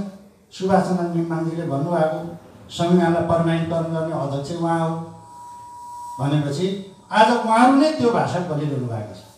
यसले के देखाउँछ भने अहिले उहाँले भन्नु राजनीतिक संस्कारै भएन। त्यस कारणले गर्दाखेरि इमान जमानको कुरा पनि भएन, नैतिकताको कुरा पनि भएन, नैतिक मूल्य नै स्थापित हुन सकेन। यस्तो खालको चाहिँ स्थिति हाम्रो देशमा सिर्जना भएको छ र यस्तो स्थिति बिरलै देशमा पाइन्छ होला भन्ने मलाई लाग्छ। किनभने संवैधानिक ढङ्गले पनि राजनीतिमा यस्ता किसिमका घटना परिघटनालाई प्रजातान्त्रिक इतिहासमा राम्रो मानिन्न भने यो त बिल्कुल गैर संवैधानिक छ। फेरि यसलाई संवैधानिक बनाउनको निम्ति प्रयत्न भइरहेको छ। नेपालमा गैर संवैधानिक कदमका विरुद्धमा अदालतमा बहस चल्छ। भारतको संविधानको चर्चा, अमेरिकाको संविधानको चर्चा गरेर कानुनविदहरू बहस गरिरहनु भएको छ। नेपालको 47 सालको संविधानको बहस गर्नुभएको छ। यहाँभन्दा हास्यास्पद कुरा के हुन्छ? यो त्यस कारणले गर्दाखेरि यो चाहिँ अन्तर्राष्ट्रिय मूल्य मान्यता, अन्तर्राष्ट्रिय घटना परिघटना भन्दा पनि बिल्कुल भिन्न फरक देखिन्छ। म अमरगिरी सरतिर जान चाहे। जस्तो अब संस्कृति भनेको मूल्य व्यवस्था हो जो यदि सांस्कृतिक आन्दोलनलाई, सामाजिक आन्दोलनहरूलाई पनि राजनीतिसँग, राजनीतिक आन्दोलनसँग जोडेर लैजान सकिएन भने त्यो राजनीति अपुरो हुन्छ, त्यो राजनीतिक आन्दोलन पनि अपुरो हुन्छ, त्यसपछि बन्ने नयाँ व्यवस्था पनि अपुरो हुन्छ भन्ने विषयमा हामीले छलफल अरू बेला पनि गर्दै आएको कुरा हो। जुन कुराप्रति नेतृत्व त्यति संवेदनशील देखिँदैन, यो गम्भीर कुरो यहाँ पनि उठेको छ। र यसमा मैले थप के कुरा जोड्न चाहेँ भने अहिले पनि भन्नुभयो प्रधानमन्त्री बदलिनु भएकै थिएन भनेर। अहिले प्रधानमन्त्रीका सहयात्रीहरू जस्तो पुष्पकमल दाहाल, प्रचण्ड, माधव नेपालहरूले के भनिराख्नु भएको छ भने उहाँ बदलिनु भयो होला भन्ने हामीलाई लागेको थियो, तर बदलिनु भएकै रहेनछ भनेर उहाँहरूले कुरा गरिराख्नु भएको छ। यो कुरा कति विश्वसनीय छ, कति विश्वास गर्न सकिने कुरा हो? उहाँको अनुकूल नभएपछि बदलिएको नहुने, अनि उहाँको अनुकूल हुने बित्तिकै फेरि रातारात बदलिएको हुने हो कि, अनि उहाँको कुर्सी पनि सुरक्षित भयो भने त्यो स्वतः बदलिएको हुने हो कि, एउटा कुरा। र अर्को कुरा, यहाँनिर प्रधानमन्त्रीलाई मात्रै दोष दिने कुरा कतिको जायज छ? र यो जस्तो शशिधर सरले भन्नुभयो यो संवैधानिक कु हो भन्ने कुरा, यो संवैधानिक कु निम्त्याउनको लागि उहाँका सहयात्रीहरू, प्रतिपक्ष, स्वयं आफ्नै पार्टीभित्रका सहयात्रीहरू कति जिम्मेवार छन् यसमा? अनि यो विषय चाहिँ अहिले यतिखेर को संसद विघटनको घटनामा उहाँलाई दोषी देखाएर यो नदोहोरिने हो कि यसको अलि हामी जडमा पुगेर हामीले यसको समाधान खोज्नुपर्ने? यो स्थिति सृजना हुनमा उहाँ बाहेक अरू जिम्मेवार छन् कि छैनन्? धन्यवाद। घटनाक्रमहरू घटिसकेपछि त्यसको समग्र व्याख्या गर्ने क्रममा तपाईँले सोधेको प्रश्नको कुरा आउँछ। तर जो मुख्य कर्ता हुन्छ त्यो कर्ता बढी जिम्मेवार हुन्छ। त्यसको कुरा बढी हुन्छ। अहिलेको जो घटनाक्रम छ यो घटनाक्रममा प्रधानमन्त्री मुख्य कर्ता हो, त्यसकारण हामी प्रधानमन्त्रीको आलोचना गरिरहेका छौँ। यसो हेर्दाखेरि म आफू पनि राजनीतिक आन्दोलनसँग जोडिएर आएको मान्छे भएको कारणले गर्दाखेरि नेकपाभित्रको जो अन्तर्विरोध हो त्यो अन्तर्विरोधसँग प्रधानमन्त्रीले पार्लियामेन्ट विघटन गर्नेतिर जोडिएको छ। हामीले राजनीतिक ढङ्गले त्यो चिजलाई केलाउँदाखेरि पाउने कुरा यो हो। नेकपाभित्रको अन्तर्विरोध पार्लियामेन्ट विघटनसँग जोडिएको हुनाले के प्रधानमन्त्री मात्रै यसका निम्ति दोषी हुनुहुन्छ त? अरूहरू दोषी छैनन् त? अरूहरू पनि दोषी छन्, प्रधानमन्त्री मात्रै होइन अरूहरू पनि दोषी छन् भनिकन एक थरी मान्छेहरूले व्याख्या विश्लेषण गरिरहेछ। अब म आफूले हेर्दाखेरि कम बेसी कमजोरी अरूहरूका पनि छन्, कमजोरी नै छैनन्, अरू कसैबाट कमजोरी नै भएको छैन भनिकन भन्न सकिन्न, त्यो भन्नु गलत हुन्छ। मैले मात्रै होइन स्वयं प्रचण्ड माधव नेपालहरूले पनि प्रकारान्तरले यो कुरा गरेको मैले पाउँछु। जब प्रश्न उठ्छ, प्रश्न उठ्दाखेरि प्रकारान्तरले यो कुरा उनीहरूले गरेको पनि म आफूले पाउँदै आएको छु। त्यसैले कम बेसी नेकपाभित्रको जो अन्तर्विरोध हो त्यो अन्तर्विरोध सबैको भूमिका छ, तर मुख्य रूपमा यो केपी ओलीसँगै जोडिएको छ, या पार्टीको अध्यक्षसँगै जोडियो, प्रधानमन्त्रीसँगै जोडियो। लोकतन्त्रभित्र पार्टीहरूको आफ्नो महत्त्व हुन्छ। लोकतन्त्र भनेको एक प्रकारले त्यो पार्टी सिस्टम पनि हो। पार्टीहरू चुनाव लड्छन्, पार्टीहरूले सरकार बनाउँछन्, सरकार चलाउँछ। त पार्टीले सरकार चलाउने भएको हुनाले पार्टीले पार्टी सिस्टमलाई सरकारमा गइसकेपछि ध्यान दिनुपर्छ। सरकारलाई एकातिर र पार्टीलाई एकातिर राखेर हिँड्न पाइँदैन। त्यसो गरियो भने त्यसले समस्या उत्पन्न गर्छ। चुनाव पार्टीले लड्छ, पार्टीलाई मानिसले भोट हाल्छन्, पार्टीको सरकार बन्छ, सरकारले राम्रो काम गर्न सकेन, सरकार र पार्टीको बिचमा राम्रो सम्बन्ध भएन भने त्यसको प्रभाव पार्टीमा पर्छ। पार्टीमा प्रभाव पर्ने भनेको अर्को पटक पार्टी सत्तामा आउन नसक्ने हो। पार्टी कमजोर भयो भने, पार्टीले सरकारमा गइकन राम्रो डेलिभर गर्न सकेन भने, राम्ररी भूमिका सम्पादन गर्न सकेन भने पार्टी कमजोर हुन्छ। त्यो पार्टी अर्को पटक इलेक्सन लडिकन पुनः सरकार बनाउने र सरकार चलाउने स्थितिमा आउन सक्दैन। त्यसकारण पार्टीहरू आफ्नो सरकारले राम्रो काम गरोस् भन्ने कुरामा सचेत हुन्छ। पार्टीको चुनावी घोषणापत्र हुन्छ, पार्टीको दस्तावेज हुन्छ, सरकारमा जो भएका छन् उनीहरूले पार्टीको दस्तावेज अनुसार काम गर्नुपर्छ। र पार्टीका विचार, नीति, कार्यक्रम आदि इत्यादिलाई उनीहरूले सरकारको जो आफ्नो एउटा सीमा हुन्छ त्यो भित्र रहिकन रेफ्लेक्ट गर्नुपर्छ या प्रतिबिम्बन गर्नुपर्छ। त्यो गर्न नसक्ने हो या त्यो नगर्ने हो भने त्यसले पार्टी र सरकारको बिचमा अन्तर्विरोध पैदा हुन्छ। अहिलेका प्रधानमन्त्री र पार्टीको बिचमा जन्मिएको अन्तर्विरोधको एउटा प्रमुख कारण यो हो। प्रधानमन्त्री सरकारमा गइसकेपछि उहाँले सरकार र पार्टीको बिचमा जुन किसिमको सम्बन्ध स्थापित गरिकन अगाडि बढ्न सक्नु पर्थ्यो त्यो ढङ्गले उहाँ जानै सक्नुहुन्थ्यो। मेरो आफ्नो विश्लेषण भन्नुभयो भने उहाँले चाहनु, उहाँ एक्लै हिँड्न चाहनु। यसले पार्टीभित्र समस्यालाई गम्भीर बनाउँदै गयो, एउटा कारण। दोस्रो कुरो मैले देखेको के हो भने नेकपा बन्यो, दुईटा पार्टी एकीकृत भइकन नेकपा बन्यो। 2075 सालमा जेठ 3 गते माओवादी र एमाले मिलिकन नेकपाको निर्माण भयो। नेकपा बनिसकेपछि पार्टीभित्रको जो शक्ति सन्तुलन हुन्छ त्यो शक्ति सन्तुलनलाई सरकार प्रमुखले, पार्टीको अध्यक्षले सरकारमा पनि प्रतिबिम्बित गर्नुपर्छ, त्यसलाई पार्टी सङ्गठनमा पनि प्रतिबिम्बित गर्नुपर्छ। त्यसलाई प्रतिबिम्बित गर्न सकिएन भने पार्टी पनि चल्दैन, सरकार पनि चल्दैन। दोस्रो कारण यो थियो। अब मैले आफूले देख्दाखेरि त्यही पार्टीसँग सम्बन्धित मान्छे भएको नाताले पनि मैले अलि मसिनोसँग त्यहाँभित्रको अन्तर्विरोधलाई हेरेको छु।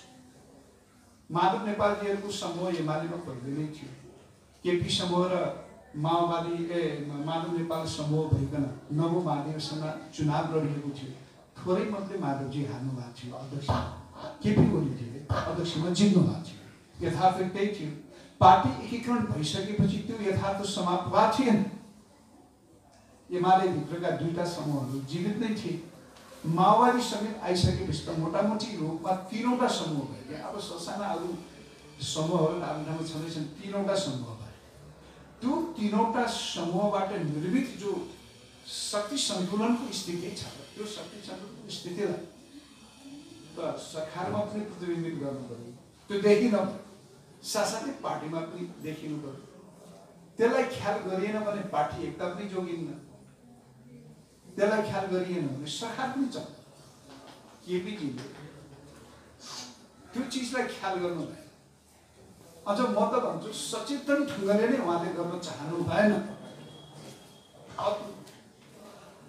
इनोसेन्ट फल्ट भन्छ नि, त्यो इनोसेन्ट फल्ट होइन, एउटा निर्दोष प्रकारको कमजोरी त्यो होइन। उहाँले जानी त्यसो गर्नुभयो, जसले गर्दाखेरि माधव नेपालका मान्छेहरू असाध्यै गर्न पारिरहेको।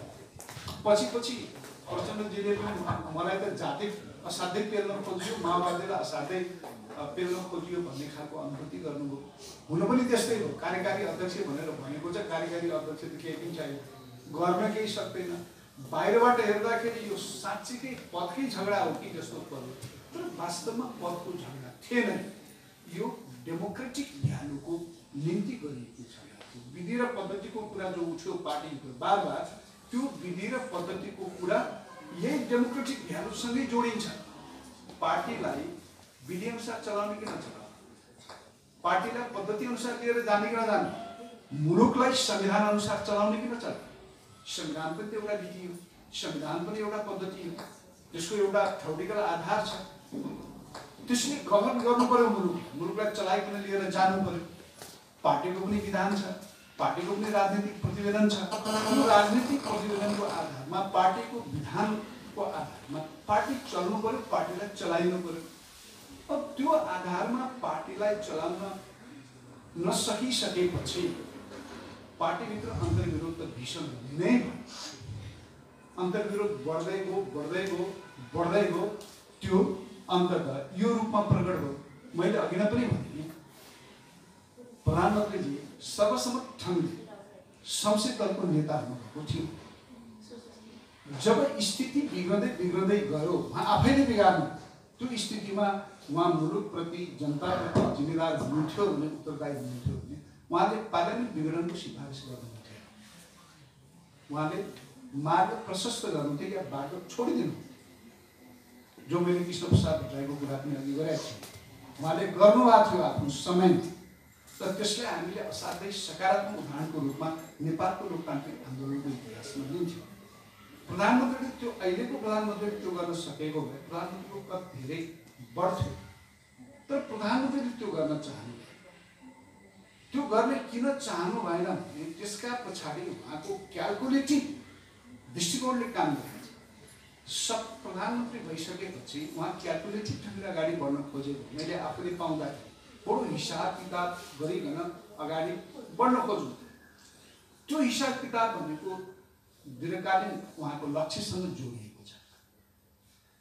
मैले पटक लेख्दाखेरि पनि लेख्ने गरेको छु, प्रधानमन्त्रीजीलाई डेमोक्रेटिक मूल्यमाथि विश्वासै छैन, धर्मनिरपेक्षतामाथि विश्वासै छैन, सङ्घीय संरचनामाथि विश्वासै छैन, सिङ्गापुरको जस्तो शासक हुनुपर्छ भन्ने उहाँको चाहना देखिन्छ।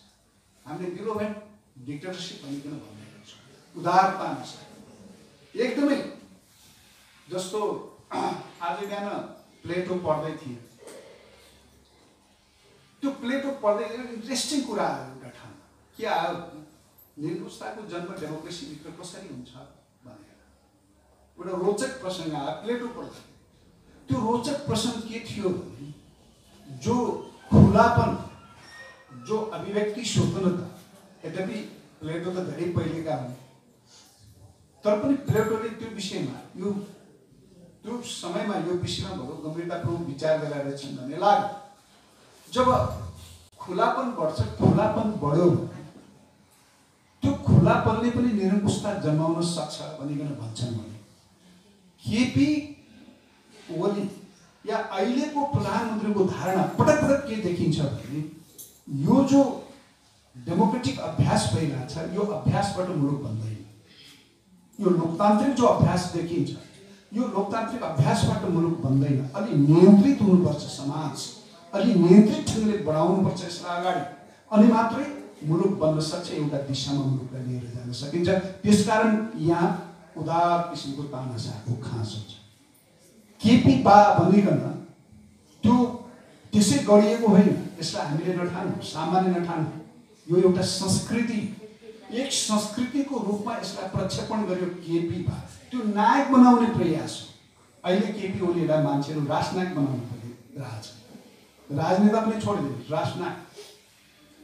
राष्ट्रनायक बन्नलाई त एउटा छवि बन्नु पर्ला, त्यो एक्सेप्टेबल हुनु पर्ला।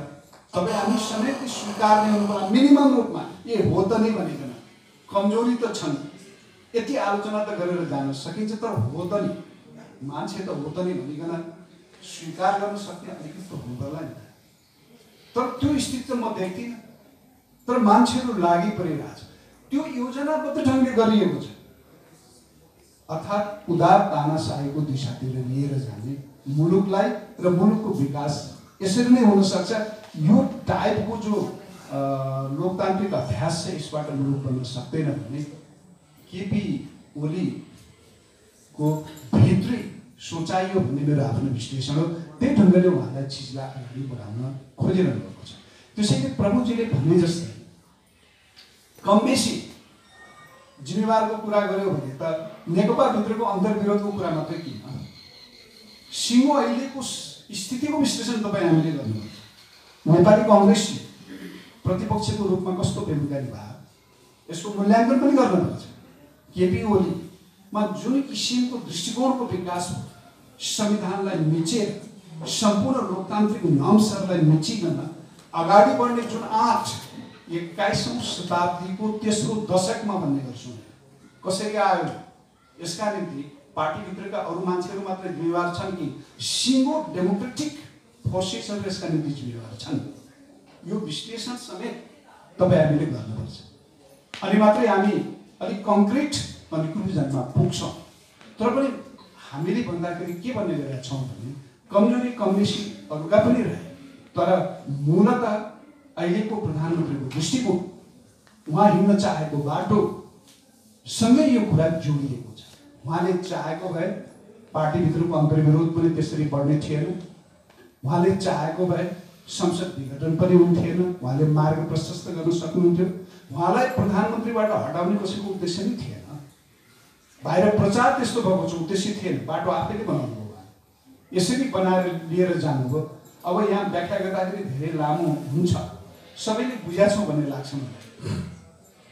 संवैधानिक कुरा त हाम्रो वरिष्ठ अधिवक्ताले गरिहाल्नु, संवैधानिक रूपमा यो कति त्रुटिपूर्ण छ भनिकन। संवैधानिक रूपमा त त्रुटिपूर्ण छ नै आफ्नो ठाउँ, तर गत राजनैतिक नियतसँग उद्देश्यसँग पनि यो कुरा जोडियो जसले मुलुकलाई नियन्त्रित दिशातिर लिएर जान सक्छ। अब केपी ओलीजीलाई हेऱ्यो भने एकातिर उहाँको सांस्कृतिक राष्ट्रवाद देख्छौँ, एकातिर जो सांस्कृतिक राष्ट्रवाद उदारवादी मूल्यको विपरीत हुन्छ, वामपन्थी मूल्यको विपरीत हुन्छ। कल्चरल नेसनलिजम भनिकन हामी भन्छौँ, त्यो कल्चरल नेसनलिजम भनेको डेमोक्रेटिक भ्यालुभित्र पर्ने चिजै होइन, वामपन्थी मूल्य वामपन्थी मान्यताभित्र पर्ने चिजै होइन।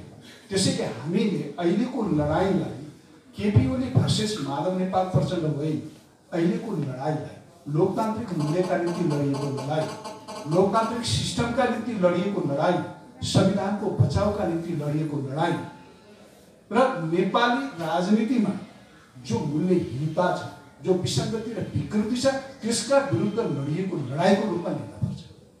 तपाईँ हामी त्यो दिशामा जानुपर्छ। त्यही भएर मैले अघि भनेको हुँ, लडाइँ पार्लियामेन्टको रिस्टोरका निम्ति मात्र होइन, पार्लियामेन्टको पुनर्स्थापना हुँदैमा समस्या समाधान हुन्छ म त्यस्तो ठान्दिनँ। लडाइँ भनेको राजनीतिक मूल्यको स्थापनाका निम्ति ठुलो ऐतिहासिक सङ्घर्ष पछाडि जुन संविधान बनेको छ त्यो संविधानले बोकेको मूल्यको स्थापना गर्ने त्योभन्दा पनि अझ अगाडि नेपाली सोसाइटी बढ्नुपर्छ। तर अहिले त्यही संविधानको मर्मलाई इमान्दारीपूर्वक व्यवहारमा लागू गरिकन अगाडि बढ्न सक्ने हो भने धेरै उपलब्धि नेपाली समाजले प्राप्त गर्न सक्छ भन्ने मेरो विश्वास छ। धन्यवाद। अब हामी कार्यक्रम को अन्तिमतिर जाँदैछौँ, किनभने हामीसँग समय धेरै छैन। अधिकतम सवा घन्टामा हामीले कार्यक्रम सक्ने भनेको हो। त्यसको लागि म यहाँ उपस्थित हुनुभएका सहभागी अतिथिज्यूहरूलाई के भन्न चाहन्छु भने हामीले यसपछि हाम्रो कविताको सेसन छ। त्योभन्दा अगाडि म के जानकारी गराउँ भने कयौँ अलि ओझेलमा परेका प्रश्न पनि हुन सक्छन् र यहाँ उपस्थित भएको यत्रो हाम्रो अतिथि सहभागी साथीहरूको एउटा सहभागिताको कुरा पनि छ। त्यो हिसाबले कुन यहाँ कुन बहसकर्तालाई कुन प्रश्न सोध्न खोज्नु भएको त्यो लिखित रूपमा आयो भने त्यो पनि सबै प्रश्नहरू एकैचोटि आयो भने एकैचोटि हामी त्यसको जवाब दिएर यो कार्यक्रम समापन गर्नेछौँ। त्यसो भयो भने अलि प्रश्नको लागि पर्खिने भन्दा अहिले नै त्यो सुरु भयो भने सजिलो होला। यसको लागि आयोजक साथीहरूलाई यसो सहजीकरण गरिदिनको लागि म अनुरोध गर्दछु र म एक छोटकरीमा एक-एकवटा प्रश्नहरू सोधेर त्यसपछि हामी यो बाँकी प्रश्नतिर जानेछौँ। र म अन्तिममा एक-एकवटा प्रश्नहरू सोध्न चाहन्छु। जस्तो अबको समाधान समग्रमा अबको समाधान कसरी हुन सक्छ, त्यो पनि अग्रगामी समाधान एउटा यो सोध्न चाहन्छु म। पालैसँग जवाब दिनुपर्छ। अर्को यसमा मैले के जोड्न चाहन्छु भनेपछि हामीभन्दा अगाडिको हुँदै हाम्रो पुस्ताले पनि अझ सम्भवतः हामीभन्दा अझ पछिको नयाँ पुस्ताले उनै कुराहरू उस्तै कुराहरूको निम्ति कतिसम्म लडेका होइन। यसको लागि के सुझाव दिन चाहनुहुन्छ नयाँ पुस्तालाई? किनभने यहाँहरू एउटा पुस्ताका भुक्तभोगी पनि हुनुहुन्छ होइन। के सुझाव दिन चाहनुहुन्छ जसले गर्दाखेरि अबको नेतृत्व गर्ने नयाँ पुस्ताले विगतका गल्तीहरू दोहोऱ्याउन नसकोस्?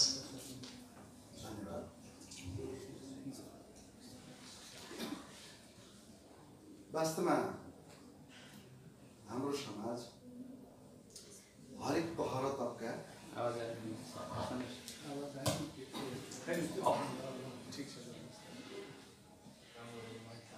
हरेक तह तबका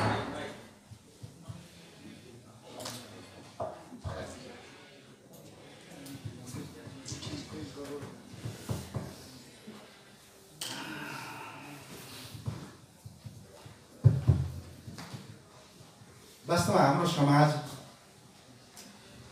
अति विभाजित छ। हाम्रो सोच अति सङ्कीर्ण छ, खास गरेर राजनीतिक विषयवस्तुमा। आफ्नो नेताले गलत काम गर्यो भने हामी त्यसलाई गलत भन्न सक्दैनौँ, सही भन्दै हिँड्छ। आफूले मन नपराउने अथवा विपक्षी तर्फको कुनै नेताले राम्रो काम गर्यो भने त्यसलाई हामी गलत भन्न पछि पर्दैन। वास्तवमा हामीमा एउटा राजनीतिक संस्कारको कमी छ। यो कमीको फाइदा हाम्रा राजनीतिक कर्मीहरूले उठाइरहेछ। त्यसलाई उनीहरूले क्यास गर्छ, बजाउँछ। नागरिक समाज जबसम्म वास्तविक रूपमा सचेत हुँदैन, सहीलाई सही र गलतलाई गलत भन्न सक्षम हुँदैन, तबसम्म यस्ता नियति हामीले भोग्दै जानुपर्छ। त्यसलाई अझ संक्षिप्तमा भन्दा जबसम्म हामी राजनीतिमा झोली संस्कारबाट माथि उठ्न सक्दैनौँ, सबैलाई राजनीतिमा लाग्न जरुरत छैन। शिक्षकहरूले किन राजनीति गरिराख्ने? म त भन्छु राज्य कोषबाट तलब पाउने हरेक कर्मचारीलाई राजनीतिमा लाग्ने अधिकार दिनु हुँदैन। कुनै पनि पार्टीको, कुनै पनि भातृ सङ्गठनको सदस्य हुन दिनु हुँदैन। कर्मचारी राजनीति गर्दै हिँडेको छ, शिक्षक राजनीति गर्दै हिँडेको छ, सबै राजनीति। स्वतन्त्र नागरिक भन्ने टर्च बालेर खोज्नु पर्छ। त्यो वास्तवमा हाम्रो कमजोरी यही हो कि भन्ने मेरो ठम्याइ हो। योबाट पार नपाउँदासम्म हामी राजनीतिक यो चाहिँ सङ्कीर्णताबाट माथि नउठ्दासम्म हाम्रा भावी पिँढीले पनि अझै यही नियति भोग्दै जानुपर्छ। हाम्रा नेताहरूले गल्ती गर्दै जाने, हामी त्यसलाई ढाकछोप गर्दै हिँड्ने। यही कारणले हाम्रो समाज अगाडि बढ्न नसकेको हो, राजनीतिक संस्कार स्थापित हुन नसकेको हो भन्ने मेरो बुझाइ।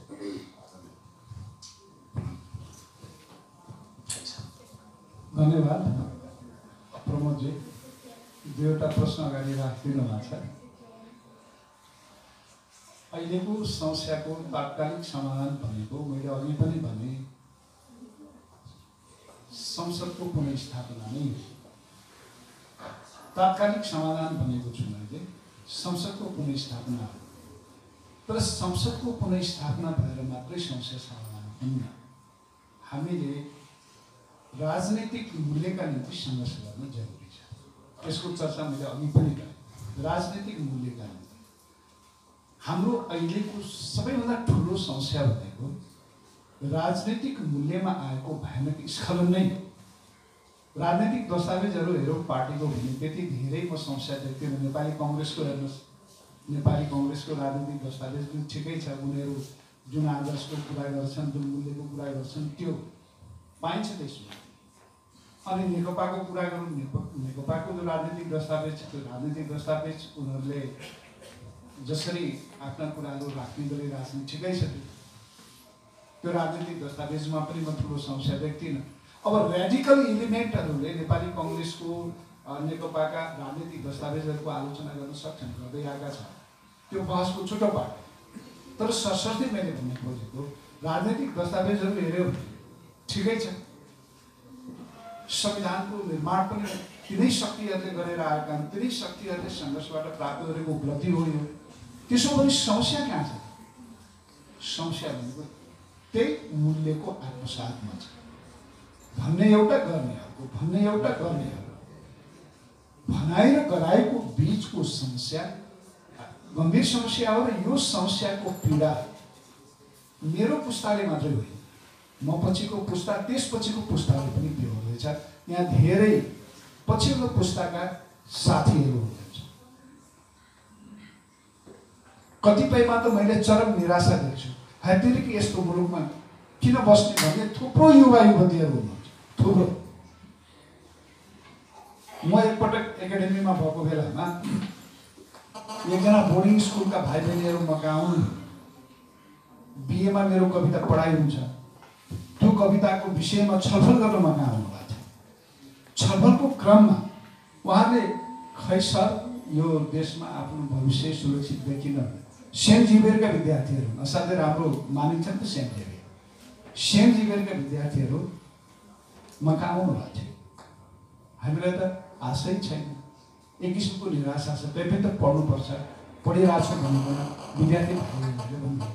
यस्तो निराशा मैले धेरैमा देख्छु।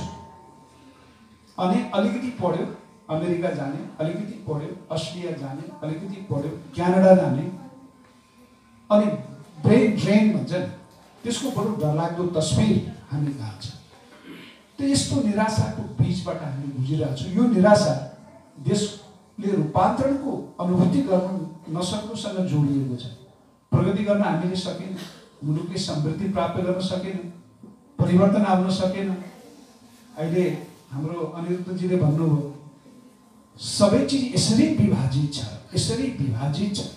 सत्ताको टापुमा बस्नेहरूले एक किसिमको स्वाद लिइरहेछन्, एक किसिमको बेनिफिट लिइरहेछन्। तर जो भुइँ तहका मान्छेहरू छन्, सधैँ भुइँ तहकै तह, सधैँ भुइँ तहकै तह, उनीहरूको जीवनमा कुनै परिवर्तन आउन सकिरहेको छैन।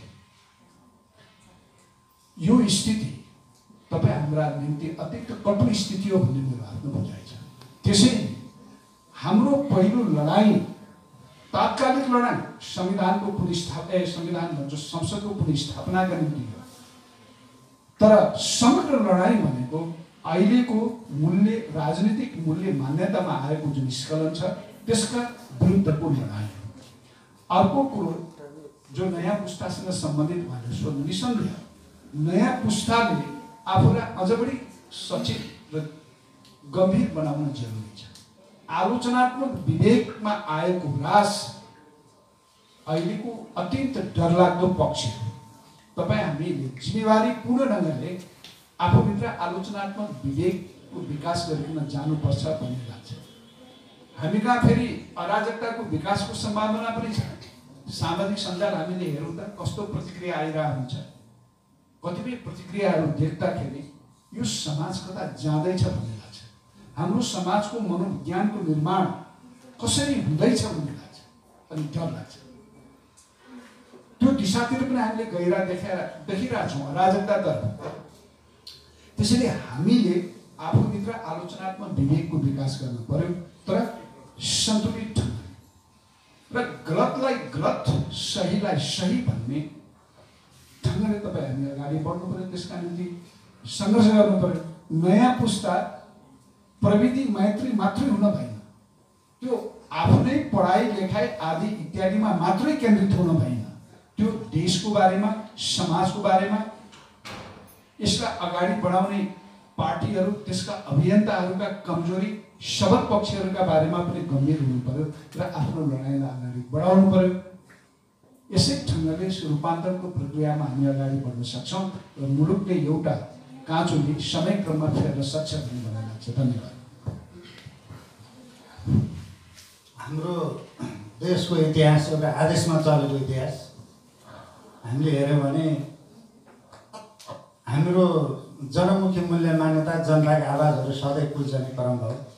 हाम्रो देशको इतिहास जति रक्तपातपूर्ण इतिहास छ, विश्वको अरू देशको इतिहास धेरै कम पाइन्छ। यति रक्तपात सत्ता र शक्तिको निम्ति यस्तो आदेश रणबहादुर शाहले कान्तवतीलाई राम्रो लाग्यो। पशुपतितिर घुम्थिन् एउटी महिला, भिरजुन थापा प्रधानमन्त्री थिए। ल मलाई कान्तवतीलाई विवाह गर्छु, गएर ल्याइदिएर आऊ भनेपछि कान्तवतीलाई फकाउनसम्म प्रधानमन्त्री गएको हामीले इतिहास देख्छौँ। हाम्रो यस्तो खालको इतिहासबाट हामी होइट्यौँ, आदेशबाट चल्दै आयो।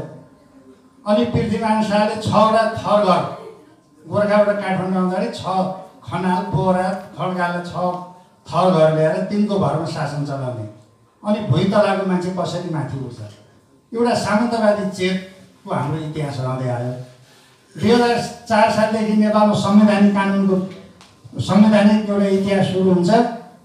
2004 सालको संविधानमा सर्वोपरि नेतृत्व श्री 3 को हातमा, 7 सालको संवैधानिक कानुनमा सर्वोपरि नेतृत्व श्री 5 को हातमा, 15 सालकोमा श्री 5 को हातमा। बिपी कोइरालाले 15 सालको संविधान आएपछि भन्नुभएको थियो अब यो संविधानले चाहिँ प्रजातान्त्रिक क्रममा केही प्रगति हो, तर यो संविधानबाट जे पनि गर्न सकिन्छ, शासनले सक्छ भन्नुभएको थियो। पुष्पलालले चाहिँ यो संविधान जनमुखी छैन, फेर्नुपर्छ भन्नुभएको थियो। 17 साल दोहोरिहाल्यो। 47 सालमा सार्वभौम सत्ता जनतामा आयो भनियो, संवैधानिक ढङ्गले राजा ज्ञानेन्द्रले कु गरे, धारा 55 प्रयोग गरे। अनि 72-73 सालको संविधानमा हामीले जनताको हातमा ल्यायौँ। सार्वभौम सत्ताको स्रोत जनता हो, जनता सार्वभौम भयो भनेर हामी चिन्छौँ। केपी ओलीले त्यसलाई चाहिँ फेरि अहिले असंवैधानिक कु गरिदिनु भयो। त्यस कारणले हामी कानुनको परिपालना, कानुन एउटा व्यक्तिको हातमा, सामन्तको हातमा, एउटा शासक वर्गको हातमा कानुन रहँदै आयो र हाम्रो दिमागमा पनि सामन्तवादी चेत छ। हामीले राणा शासनका विरुद्ध लड्यौँ, पञ्चायती व्यवस्थाका विरुद्ध लड्यौँ, सामन्तवादी संस्कार संस्था विरुद्ध लड्यौँ मैदानमा। तर हाम्रो दिमागमा भएको सामन्तवाद, दिमागमा भएको पुँजीवादसित हामी लड्न सकेनौँ। त्यस कारणले जनताका छोराछोरीले हामीले राष्ट्रपति बनाउँदा, जनताका छोराछोरी प्रधानमन्त्री हुँदा पनि सामन्तवादी संस्कारहरू दोहोरियो। केपी ओलीमा त्यही हो। केपी ओलीको जुन अहिले कदम छ, अहिले जुन संवैधानिकको कदम छ, त्यो सामन्तवादको अभिव्यक्ति हो। दिमागमा भएको सामन्तवादसित लड्न सक्नु भएन ओलीजी, हामी त्योसँग लड्न सकेनौँ। अर्को कुरा, अब भावी पुस्ता कस्तो हुने भन्ने प्रश्न छ। यो निकै जटिल गम्भीर प्रश्न छ। आज अमरगिरी सरले भन्नुभयो चिन्ता लाग्छ भन्नु, चिन्ताको कुरा छ। मैले कृष्ण मुरारी भण्डारीको एउटा लेख पढेको थिएँ कान्तिपुरमा। 16 शराबको बाहुन र यो हेलमेट टिचर भनेर लेख्नु भएको थियो। प्रविधिमा राम्रो अहिलेको प्रविधिमा राम्रा हुनुहुन्छ विद्यार्थी, विज्ञान टेक्नोलोजीको राम्रो ज्ञान छ। तर अहिलेको हाम्रो नयाँ पुस्ता चिन्तक उत्पादन भएन, कलरको मात्रै पैदा भइरह्यो। त्यस कारणले जबसम्म हामीले शिक्षा प्रणालीमा पनि सुधार गरेनौँ, कलरको उत्पादन गर्नेसम्म चिन्तक उत्पादन गर्न सकेनौँ, राष्ट्रवादबारे संवेदनशील हुने एउटा विद्यार्थी तयार गर्नुको लागि र शिक्षा प्रणालीमा पनि सुधार गऱ्यौँ भने मात्रै हामीले यो देशलाई सकारात्मक सङ्कलनको दिशामा अगाडि बढाउन सक्छौँ। तत्कालीन रूपमा त सरहरूले भने जस्तै संसद पुनर्स्थापना नै पहिलो खुड्किलो हो र त्यसभन्दा अगाडि हामी चिन्तनमा सुधार गर्नको निम्ति दिमागमा भएको पुँजीवाद, दिमागमा भएको सामन्तवादसित लड्न जरुरी छ। निष्कर्ष यही हो। धन्यवाद। अब म फ्लोरबाट केही प्रश्नहरू सोधिदिनको लागि उठेका प्रश्नहरू यहाँलाई लागेको अत्यन्त महत्त्वपूर्ण प्रश्न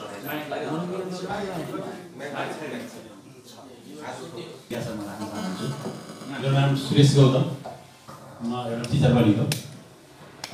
सरहरूले भन्नु संसद पुनर्स्थापना नै आजको प्रमुख माग हो भन्ने कुरा जुन आयो, के हाम्रो यो जुन आन्दोलन हामीले हाल्यौँ, आशामा जुन जति आन्दोलनहरू भए, त्यो प्रचण्ड, केपी र माओवादीलाई पुनर्स्थापित गर्दैमा जनताले चाहिँ शान्तिको सास खान पाउँछन्। उनीहरूको आपसी किचलोको कारणले राष्ट्रले दुःख पाउने। अनि अहिले संसद पुनर्स्थापना भयो भने पनि त के लोकतन्त्र भने तीन व्यक्तिहरूलाई स्थापित गर्ने लोकतन्त्र हो। संसद पुनर्स्थापना भयो भने भोलि हिजोको जस्तै शेरबहादुरले सिङ्गापुर पुऱ्याए खसी बोका बेचे चाहिँ फेरि संसद किनबेच हुन्छ, देश कतातिर जान्छ। त्यतातिर हाम्रो बौद्धिक व्यक्तित्वहरू पनि आइसकेको छैन। र अब जहाँसम्म यो कु भयो, प्रतिगमन भयो भन्ने कुरा जुन आइरहेको छ, प्रतिगमनको व्याख्या सर्वोच्चले गर्दा म त्यतातिर जान चाहन्न। यदि प्रतिगमनै हो भने सर्वोच्च हाम्रो छँदैछ निकाय होइन। तर जनताको बिचमा गएर फ्रेस म्यान्डेट लिन चाहन्छन् भने त भोलि केपीले गल्ती गरेका छन्, केपीबाट लिन्छन्। उनीहरूलाई जागिर भोग्नुको लागि संसदीय थलो बनाउनु त भएन नि। खै अहिलेसम्म हामीले हेऱ्यौँ, हाम्रा के अरे उही परिवारवादमै नेताहरू भिजेको हामीले पायौँ, जनताले त्यो महसुस गर्न पाएन। यस्तो अवस्थामा अब संसद पुनर्स्थापना नै निकास हो जस्तो मलाई लाग्दैन। यसमा सरल दृष्टिकोण के छ म जान्न चाहन्छु। एकैचोटि गर्ने प्रश्न छोटो गरिदिनु होला। धन्यवाद। परिचय सहितै। मेरो नाम जामोदर गिरी, पेसाले शिक्षक। अहिले जल्दोबल्दो समस्या मैले राखेको छु। संसद पुनर्स्थापना भएपछि पनि प्रधानमन्त्रीले प्रतिनिधि सभाको बैठक नबोलाए के हुन्छ भन्ने प्रश्न अहिले केन्द्रतिर र अदालतभित्रै उठेको जस्तो लागेको छ। यसमा संवैधानिक व्याख्या के होला, यसले राजनीतिक कोष गलतिर लाग्ला एउटा। अर्को, संसद पुनर्स्थापना भएमा जनताले स्वीकार्नुको विकल्प हुन्छ कि हुँदैन, यो दुईवटा मात्रै प्रश्न म गर्न चाहन्छु।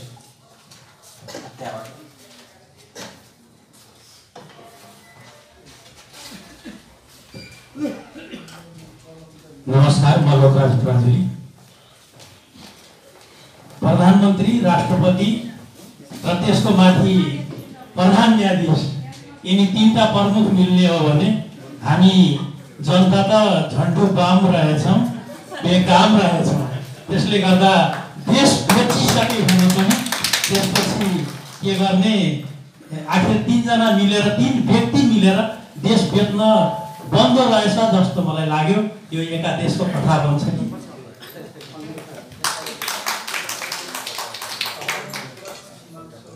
हात उठाउनुहोस् है।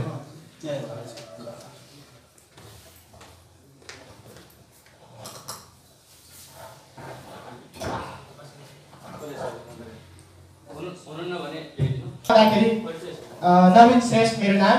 म चाहिँ यहाँहरूलाई विशेष प्रश्न सोध्न चाहन्छु।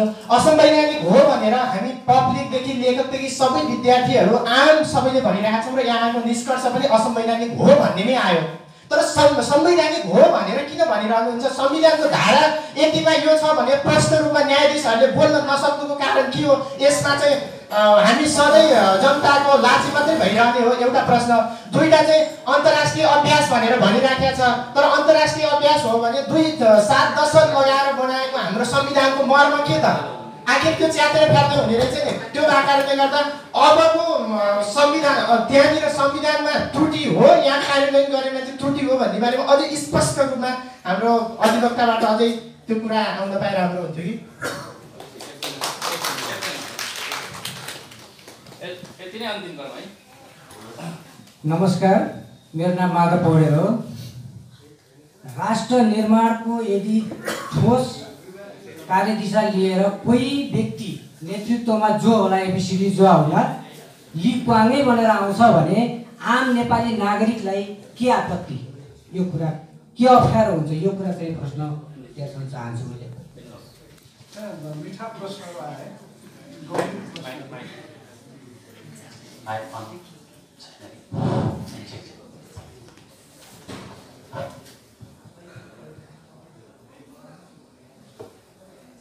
यहाँ दुईवटा प्रश्नहरूसँग मेरो उत्तर सम्बन्धित हुनेछ। एउटा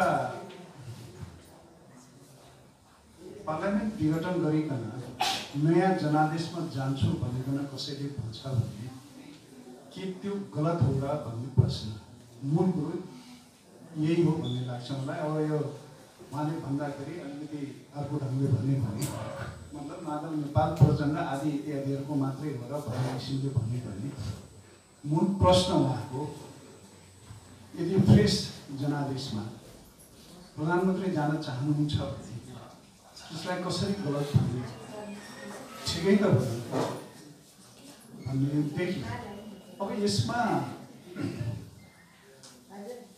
यहाँ धेरै चर्चा भइसक्यो। एउटा त यो कुरा संविधानका हिसाबले पनि मिलेन होइन भन्ने कुरा। अब वकिल साहबहरू बहस गरिराख्नु भएको छ, मिल्छ भनिराख्नु भएको छ, त्यो आफ्नो ठाउँमा छ। तर ठुलो जनमत मुलुकको वकिलहरूदेखि लिएर ठुलो जनमत मुलुकको संविधानतः यो मिल्दैन भन्ने छ। प्रधानमन्त्री स्वयंले संवैधानिक रूपमा त्यसको डिफेन्ड गर्न सक्ने स्थिति नभइसकेपछि यो राजनीतिक निर्णय हो, राजनीतिक कदम हो भनिकन भन्नु, नत्र भने यो राजनीतिक कदम हो भनिकन भन्नुपर्ने नै थिएन। संवैधानिक रूपमा डिफेन्ड गर्ने, मेरो कदम ठिक छ भनिकन प्रमाणित गर्ने या स्ट्रङ रूपमा आफ्नो तर्क राख्ने आधार नभइसकेपछि यो राजनीतिक निर्णय हो भनिकन भन्नु। राजनीतिक निर्णय गर्नै पाइन्न भन्ने त होइन, गर्न पाइन्छ। तर त्यो राजनीतिक निर्णय संविधान सम्मत पनि हुनुपर्छ। त्यो राजनीतिक निर्णय संविधानदेखि बाहिर जान हुन्न। संविधानदेखि बाहिर यस्तो किसिमको राजनीतिक निर्णय गरिदियो भने त्यसले सिङ्गो संविधानलाई डिलेट गर्छ, सिङ्गो सिस्टमलाई डिलेट गर्छ। त्यो ट्र्याक आउट हुन्छ।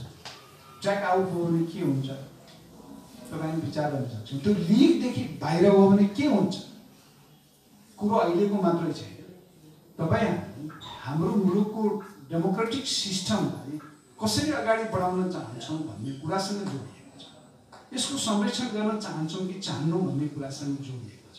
आपत्ति प्रधानमन्त्रीले चाहेको नयाँ जनादेशसँग यदि पद्धतिसँग प्रधानमन्त्री आउनुहुन्थ्यो भने त हुने नै थिएन। संविधान त उहाँ आउनुहुन्थ्यो भने त हुने नै थिएन। संविधान त उहाँ आउनु भएन। संविधान त आएको कस बेला ठहर्थ्यो। हाम्रो अघि नै अधिवक्ताज्यूले त्यो कुरा भनिसक्नु भएको छ। त्यो ढङ्गले आइदिएको भए त्यो ठिक हुन्थ्यो, तर उहाँ त्यो ढङ्गले आउनु भएन। त्यस कारण यसको आलोचना गर्नु एक। दोस्रो कुरो मैले अघि पनि भनेको छु, एक किसिमको राजनीतिक स्थिरताको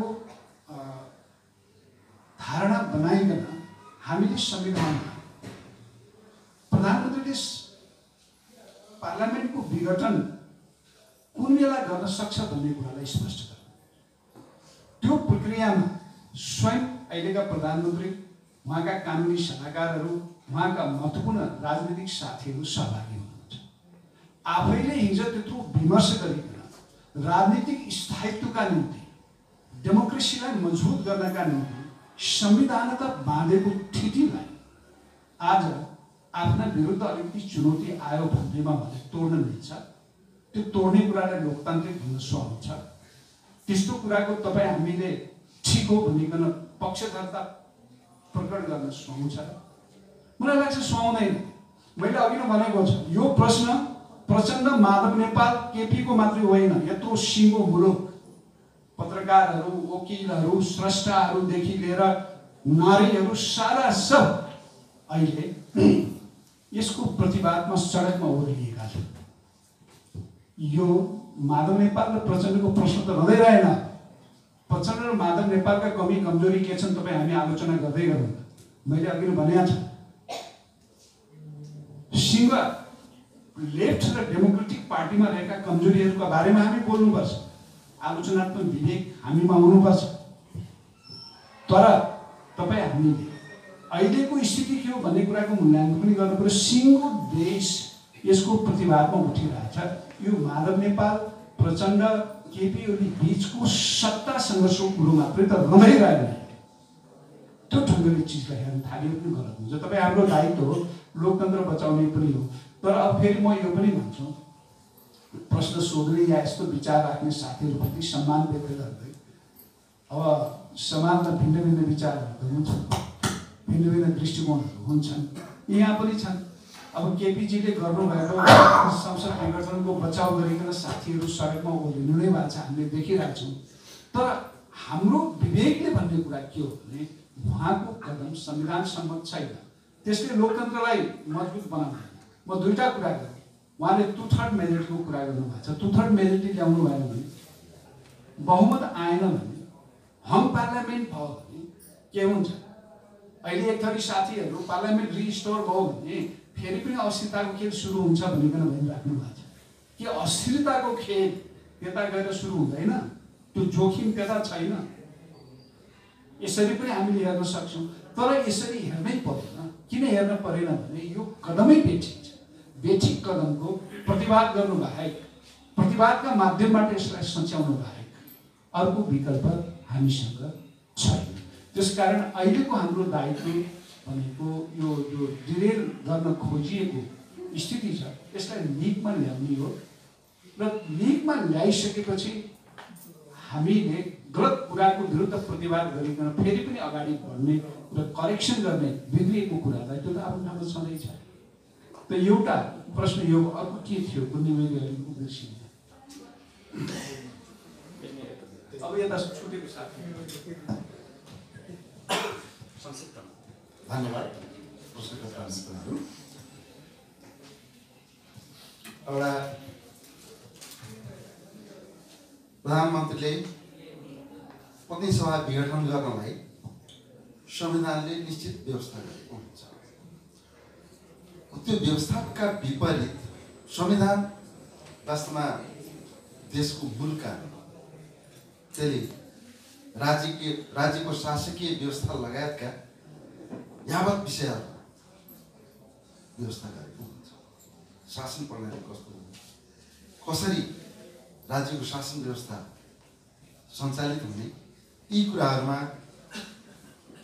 संविधानले सम्बोधन गरेको हुन्छ। अब प्रधानमन्त्रीलाई जति बेला पनि प्रतिनिधि सभा विघटनको सिफारिस हाम्रो नेपालको संविधान 2047 को व्यवस्था त्यसको उपभोग भइसक्यो। त्यो संविधानलाई फालेर हामीले नेपालको संविधान 2072 ल्यायौँ। यो संविधान निर्माण गर्दा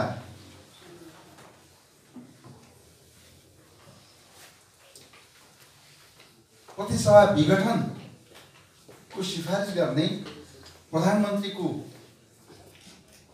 अधिकार नैसर्गिक अधिकार हो वा यसमा केही अंकुश लगाउनुपर्छ? हामीलाई थाहा छ सत्ताको स्वभाव नै निरङ्कुश हुन्छ। त्यसमा अंकुश लगाइएन भने त्यसले निरङ्कुशता जन्माउँछ।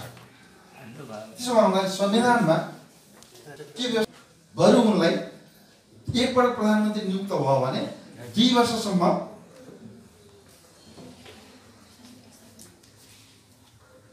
उनले निर्विघ्न रूपमा भयरहित तवरले शासन चलाउन पाउने, अर्थात् उनका विरुद्ध अविश्वासको प्रस्ताव ल्याउन नपाउने त्यो व्यवस्था। यसरी एउटा प्रधानमन्त्री जो नियुक्त हुन्छ उसलाई 2 वर्षमा अविश्वास प्रस्ताव ल्याउन नपाउने। तर प्रतिनिधिसभामा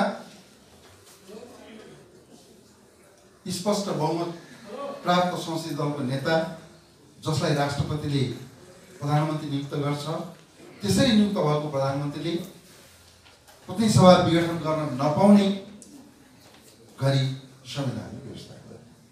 अब प्रश्न उठिरहेको छ के त भन्दाखेरि यो त प्रजातान्त्रिक अभ्यास हो। त्यसो होइन। 2 वर्षसम्म तिम्रा विरुद्ध अविश्वास प्रस्ताव आउँदैन, ढुक्क भएर शासन व्यवस्था चलाऊ। 2 वर्षपछि चाहिँ आउन सक्छ है। तिमी संसदप्रति जिम्मेवार हुनुपर्छ। संसद भनेको जनताको प्रतिनिधित्व गर्ने जनताका प्रतिनिधिहरू बस्ने ठाउँ हो।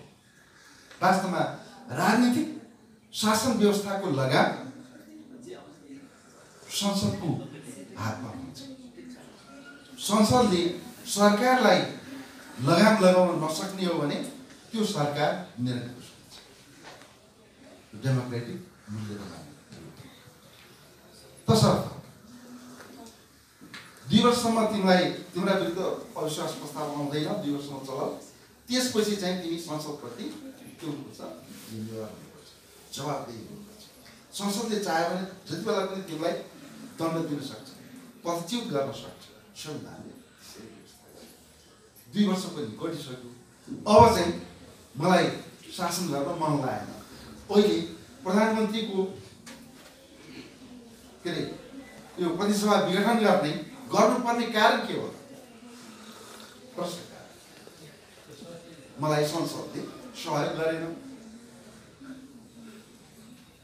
उनलाई लगाम लगाउने अधिकार त संसदको हातमा छ। उनलाई बेलगाम बनाउने त्यो त संविधानले व्यवस्था गरेका छैन। अनि संसदले मलाई दण्ड दिन लाग्यो, त्यो म दण्डित हुन चाहन्न, संसदले विघटन गरिदिन्छु। यदि यो नजिर स्थापित हुने हो भने भोलि 2 वर्षसम्म तिम्रा विरुद्ध अविश्वास प्रस्ताव आउँदैन भन्दा पनि त्यो प्रधानमन्त्री भोलि पनि निर्वाचित प्रधानमन्त्रीले 6 महिनाभित्रै संसद विघटन गर्ने सिफारिस गर्यो भने फेरि 6 महिना चुनावमा जाने संविधानको यो महत्त्व हुने। तसर्थ संविधान हाम्रा जनप्रतिनिधिहरूले बनाएको संविधान हो।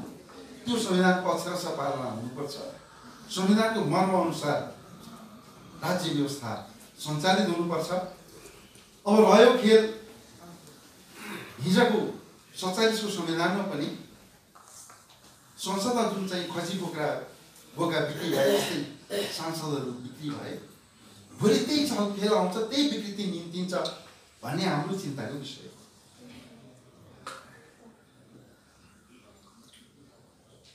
अब त्यसका लागि संविधानमा प्रश्न व्यवस्था उहाँ जस्तो प्रतिनिधिसभा पुनर्स्थापना भयो भने पार्टी फुट्न सक्छ। राजनीतिक हिसाबले हेर्दा पार्टी फुट्न सक्छ। पार्टी फुट्यो भने उहाँका विरुद्ध अविश्वासको प्रस्ताव आउन सक्छ। अविश्वासको प्रस्ताव आयो भने, अविश्वास प्रस्ताव पास भयो भने उहाँले पदत्याग गर्नै पर्छ। त्यो अवस्थामा फेरि संविधानको धारा 76 अनुसार फेरि अर्को प्रधानमन्त्री नियुक्त हुन्छ। उसले 30 दिनभित्र बहुमत विश्वासमत प्राप्त गर्नुपर्छ। सकेन भने ऊ स्वतः पदबाट मुक्त भएको मानिन्छ। यो त संविधानले सबै व्यवस्था गरेका छ नि त। अब यसलाई संसदीय व्यवस्थाकै यो चाहिँ एउटा चाहिँ विकृत रूप हो कि सांसदहरू खरिद बिक्री हुन्छ। त्यो हाम्रो एजम्सन हो, अनुमान हो है। हाम्रा प्रतिनिधिहरूलाई यिनी खरिद बिक्री हुने विषयवस्तु हुन् भन्नु यो हामीले आफैलाई गाली गरे जस्तो हामीले नै पठाएका विश्वास गरेर पठाएका हौँ। विगतको इतिहास दोहोरिन्न भन्ने विश्वास गर्नुपर्छ है। यहाँ त हामी संविधान संसदीय व्यवस्था नै मान्दैनौँ। उहाँले यस्तो किसिमको संविधान नबनाएर अर्कै संविधान बनाउनु सक्नुपर्छ। हामीले नै बनाएको संविधान हो, त्यो संविधान हामीले मान्नै पर्छ। अर्को रह्यो भएपछि प्रधानमन्त्रीले प्रतिनिधिसभाको बैठक नबोलाए के हुन्छ?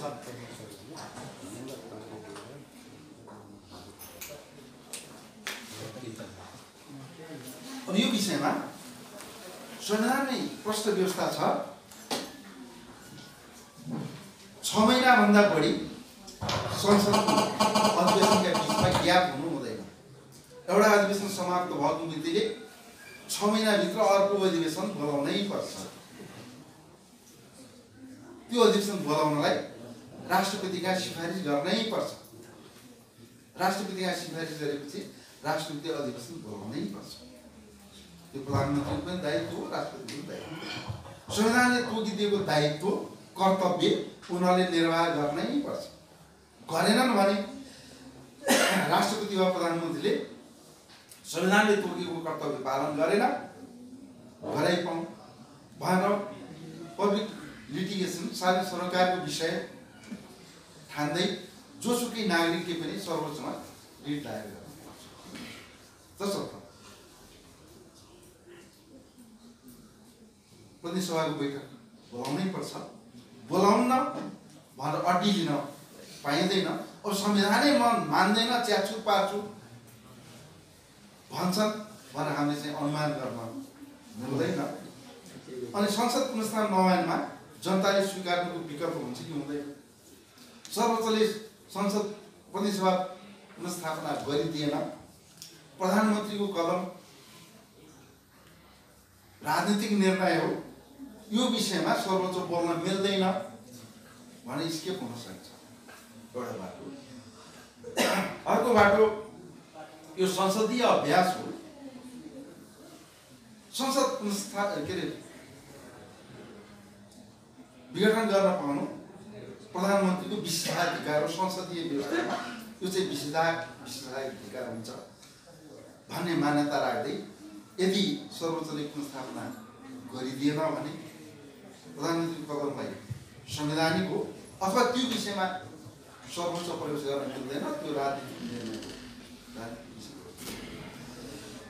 भन्यो भने त्यस्तो अवस्थामा सर्वोच्चको फैसला हामीले मान्नै पर्छ।